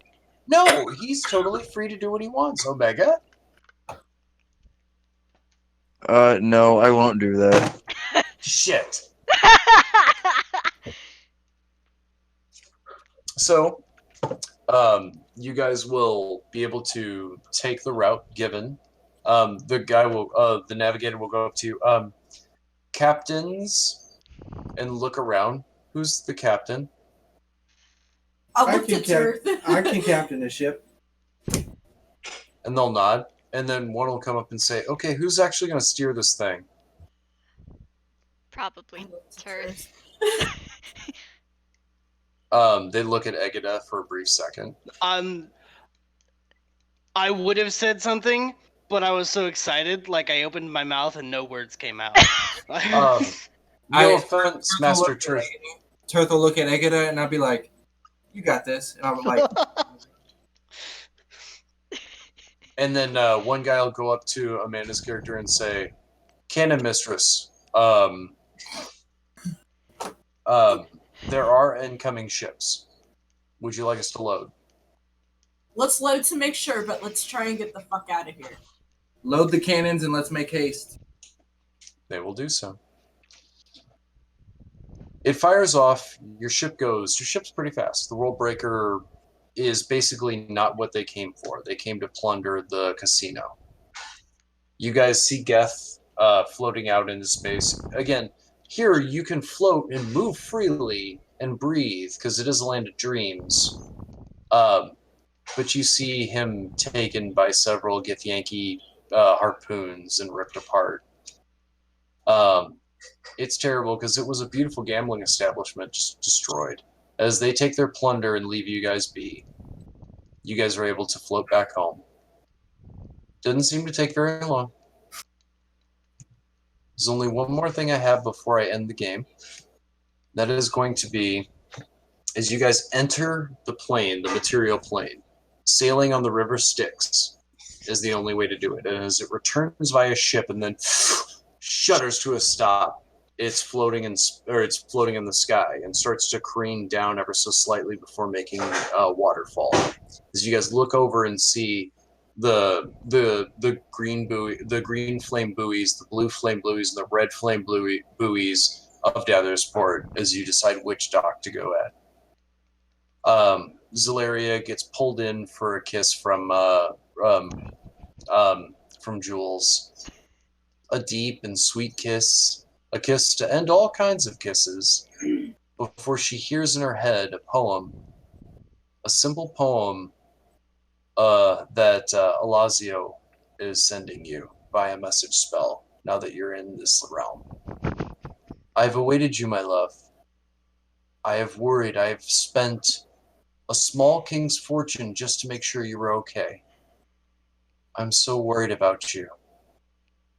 I've given years of my life just so that I know that you're okay out in ether. And I'm so happy that you're home. And there's a beautiful poem. And when you open your eyes and you have a small tear that you're fighting back, there's a small visage of a flower that will bloom and die. That had to have cost him quite a bit of money to get cast, to even find the location to send it. And then he says, I can't wait to see you. And you're in the middle of kissing Jules, and you look into Jules' eyes, and he sits there with his smile, and he's just so handsome and so loving too. And you look over at Datherport, you guys will see there are many elven ships that are going down and going into the docks. You guys see that there are many people, pirates or something, that are being clung from the walls of the docks that are like crucified up against it. You look at Datherport and you see a familiar home, but you see the order to it just looking at it. Seeing the constables walk in lines, way more organized than anybody's ever done before. It almost looks like from a distance Datherport is in order. It's way better than Clemens could have done. As you look at the lines of people getting soup before they enter, as you see the ships that come in getting tested, and as you see the people who are considered pirates being, like, as their bodies are up there. You look at Datherport, you can tell immediately, just by looking at it, that it's run more efficiently. It's probably a safer place to live. But it is different now. when you guys pull up to the dock and they step out, they all look at you, and the dockmaster says, "Are you excited for tomorrow?" What's tomorrow? Well, tomorrow's Nash the 1st. The Day of one, dawn. the one day the one day of light. Yes. Hell yeah. The side note that is to you guys is that you guys left at KED 7th. It is now KED 31st. Been gone for almost a month. Oh. You were and you weren't. Ethereal time does travel differently. Damn. Zalaria sits there. Yeah, exactly, Mandy. Just as you're sitting there like, oh, he's waited 3 weeks for me. Everyone else, as you sit there and you're like, okay, time has changed and that's a little different. Mickey realizes that his froghemoth has probably grown. Oh no! Oh boy. And you guys realize, That's what Turth is thinking. He's like, I thought gotta he go turned feed- him into a meteor, so he didn't grow anymore. We couldn't do that because he's a magical being, remember? yep. Yeah. So you guys sit there and you think about the different things that have gone on since you guys have been gone. And you look up and you see how well and efficient this is run. And the Dockmaster tells you the date, and then he says, "Oh, you're the Godslayers." He says, "Welcome home. We've missed you." And that's where I'll end today's game. Like clutching the Phoenix Stone in my hand like as hard as I possibly can. Yeah, you got to use that. That'll be fun. Terrified. Elven ships. This is definitely going to be an interesting couple of games coming up, guys, for sure. We made it home! Yay! We made it home! Not all of us. Ah! Oh, Josh, that was rough, man. Ah! That was fucking dark. That was DC level dark. Come on, we were all thinking it. I just like the Alazio cock block towards Zalaria getting kissed. Like, sitting there like the biggest cock block. Oh, that is beautiful, Landon. What's that? That's the pinup for this comic? No, that's a different one I got. But when you referred to Haley as canon mistress, I just thought of this model that I have. Hey, Haley can be a static character or a dynamic character. She can change if she wishes. I can see this as a very beautiful future for Haley. Did a pretty damn good job on that ship. Also, carrying a cannon of that size, that person does not have the muscle mass to carry that kind of cannon. Oh That's dear not God, how I that works. have like no, I have like I could carry that cannon as Haley. I don't think Turth could carry it if he had muscles that looked like that, but interesting. I mean, like a 27th strength. It's enchanted to be lighter, okay? Or something. Or she uses a spell to make herself strong enough to carry it. Or I'm she digging used it. the spell to make a cannon. Accuse you? Interesting. No. Okay, No, ladies no. and gentlemen. So, with that being said, thank you very much for watching the stream. If you watch on YouTube or on Twitch or anything else, we appreciate you guys very much. Thanks for joining us through all technical difficulties, etc. I'm going to go ahead and pass it to Amanda to plug the Facebook, and then Mandy to plug her wonderful solo stream that she does as well. Your residential DM is going to go smoke, so let me say just simply to my players, I miss you guys. I miss you guys a ton. I love you all, okay? Zach, I have questions for you Oh, that miss deal you with too. other things, but if you need to go smoke and come back, that's fine. Yeah, I was going to say, just when you're in the stream, I'll come right back, but I'm saying sayonara and signing off. Video up for a minute if you guys. So, with that said and done, you guys do your plug, because those are very exciting things as well. So please do, and good game. I'll see you guys after.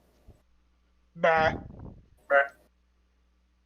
So follow us on Diamonds and Dice on Facebook. I link this stream so that it makes it super easy for you guys to watch our videos. We usually post a couple of, super funny D&D memes throughout the week just to keep you guys enticed. But it's usually just for the stream. Makes it a little easier for you guys to see it. I walk like an old man. And don't walk like an old man, apparently. Andy, go! We also have a YouTube channel, Diamonds and Dice. Everything is actually linked below. Also, make sure to join our Discord where you can chat with us throughout the week. And then I have my channel, Madly Unique. Hopefully I'm getting back into streaming this week and actually doing like some drawing and stuff now that I have all of my equipment. But yeah. So we will see stream next week. Bye! Bye!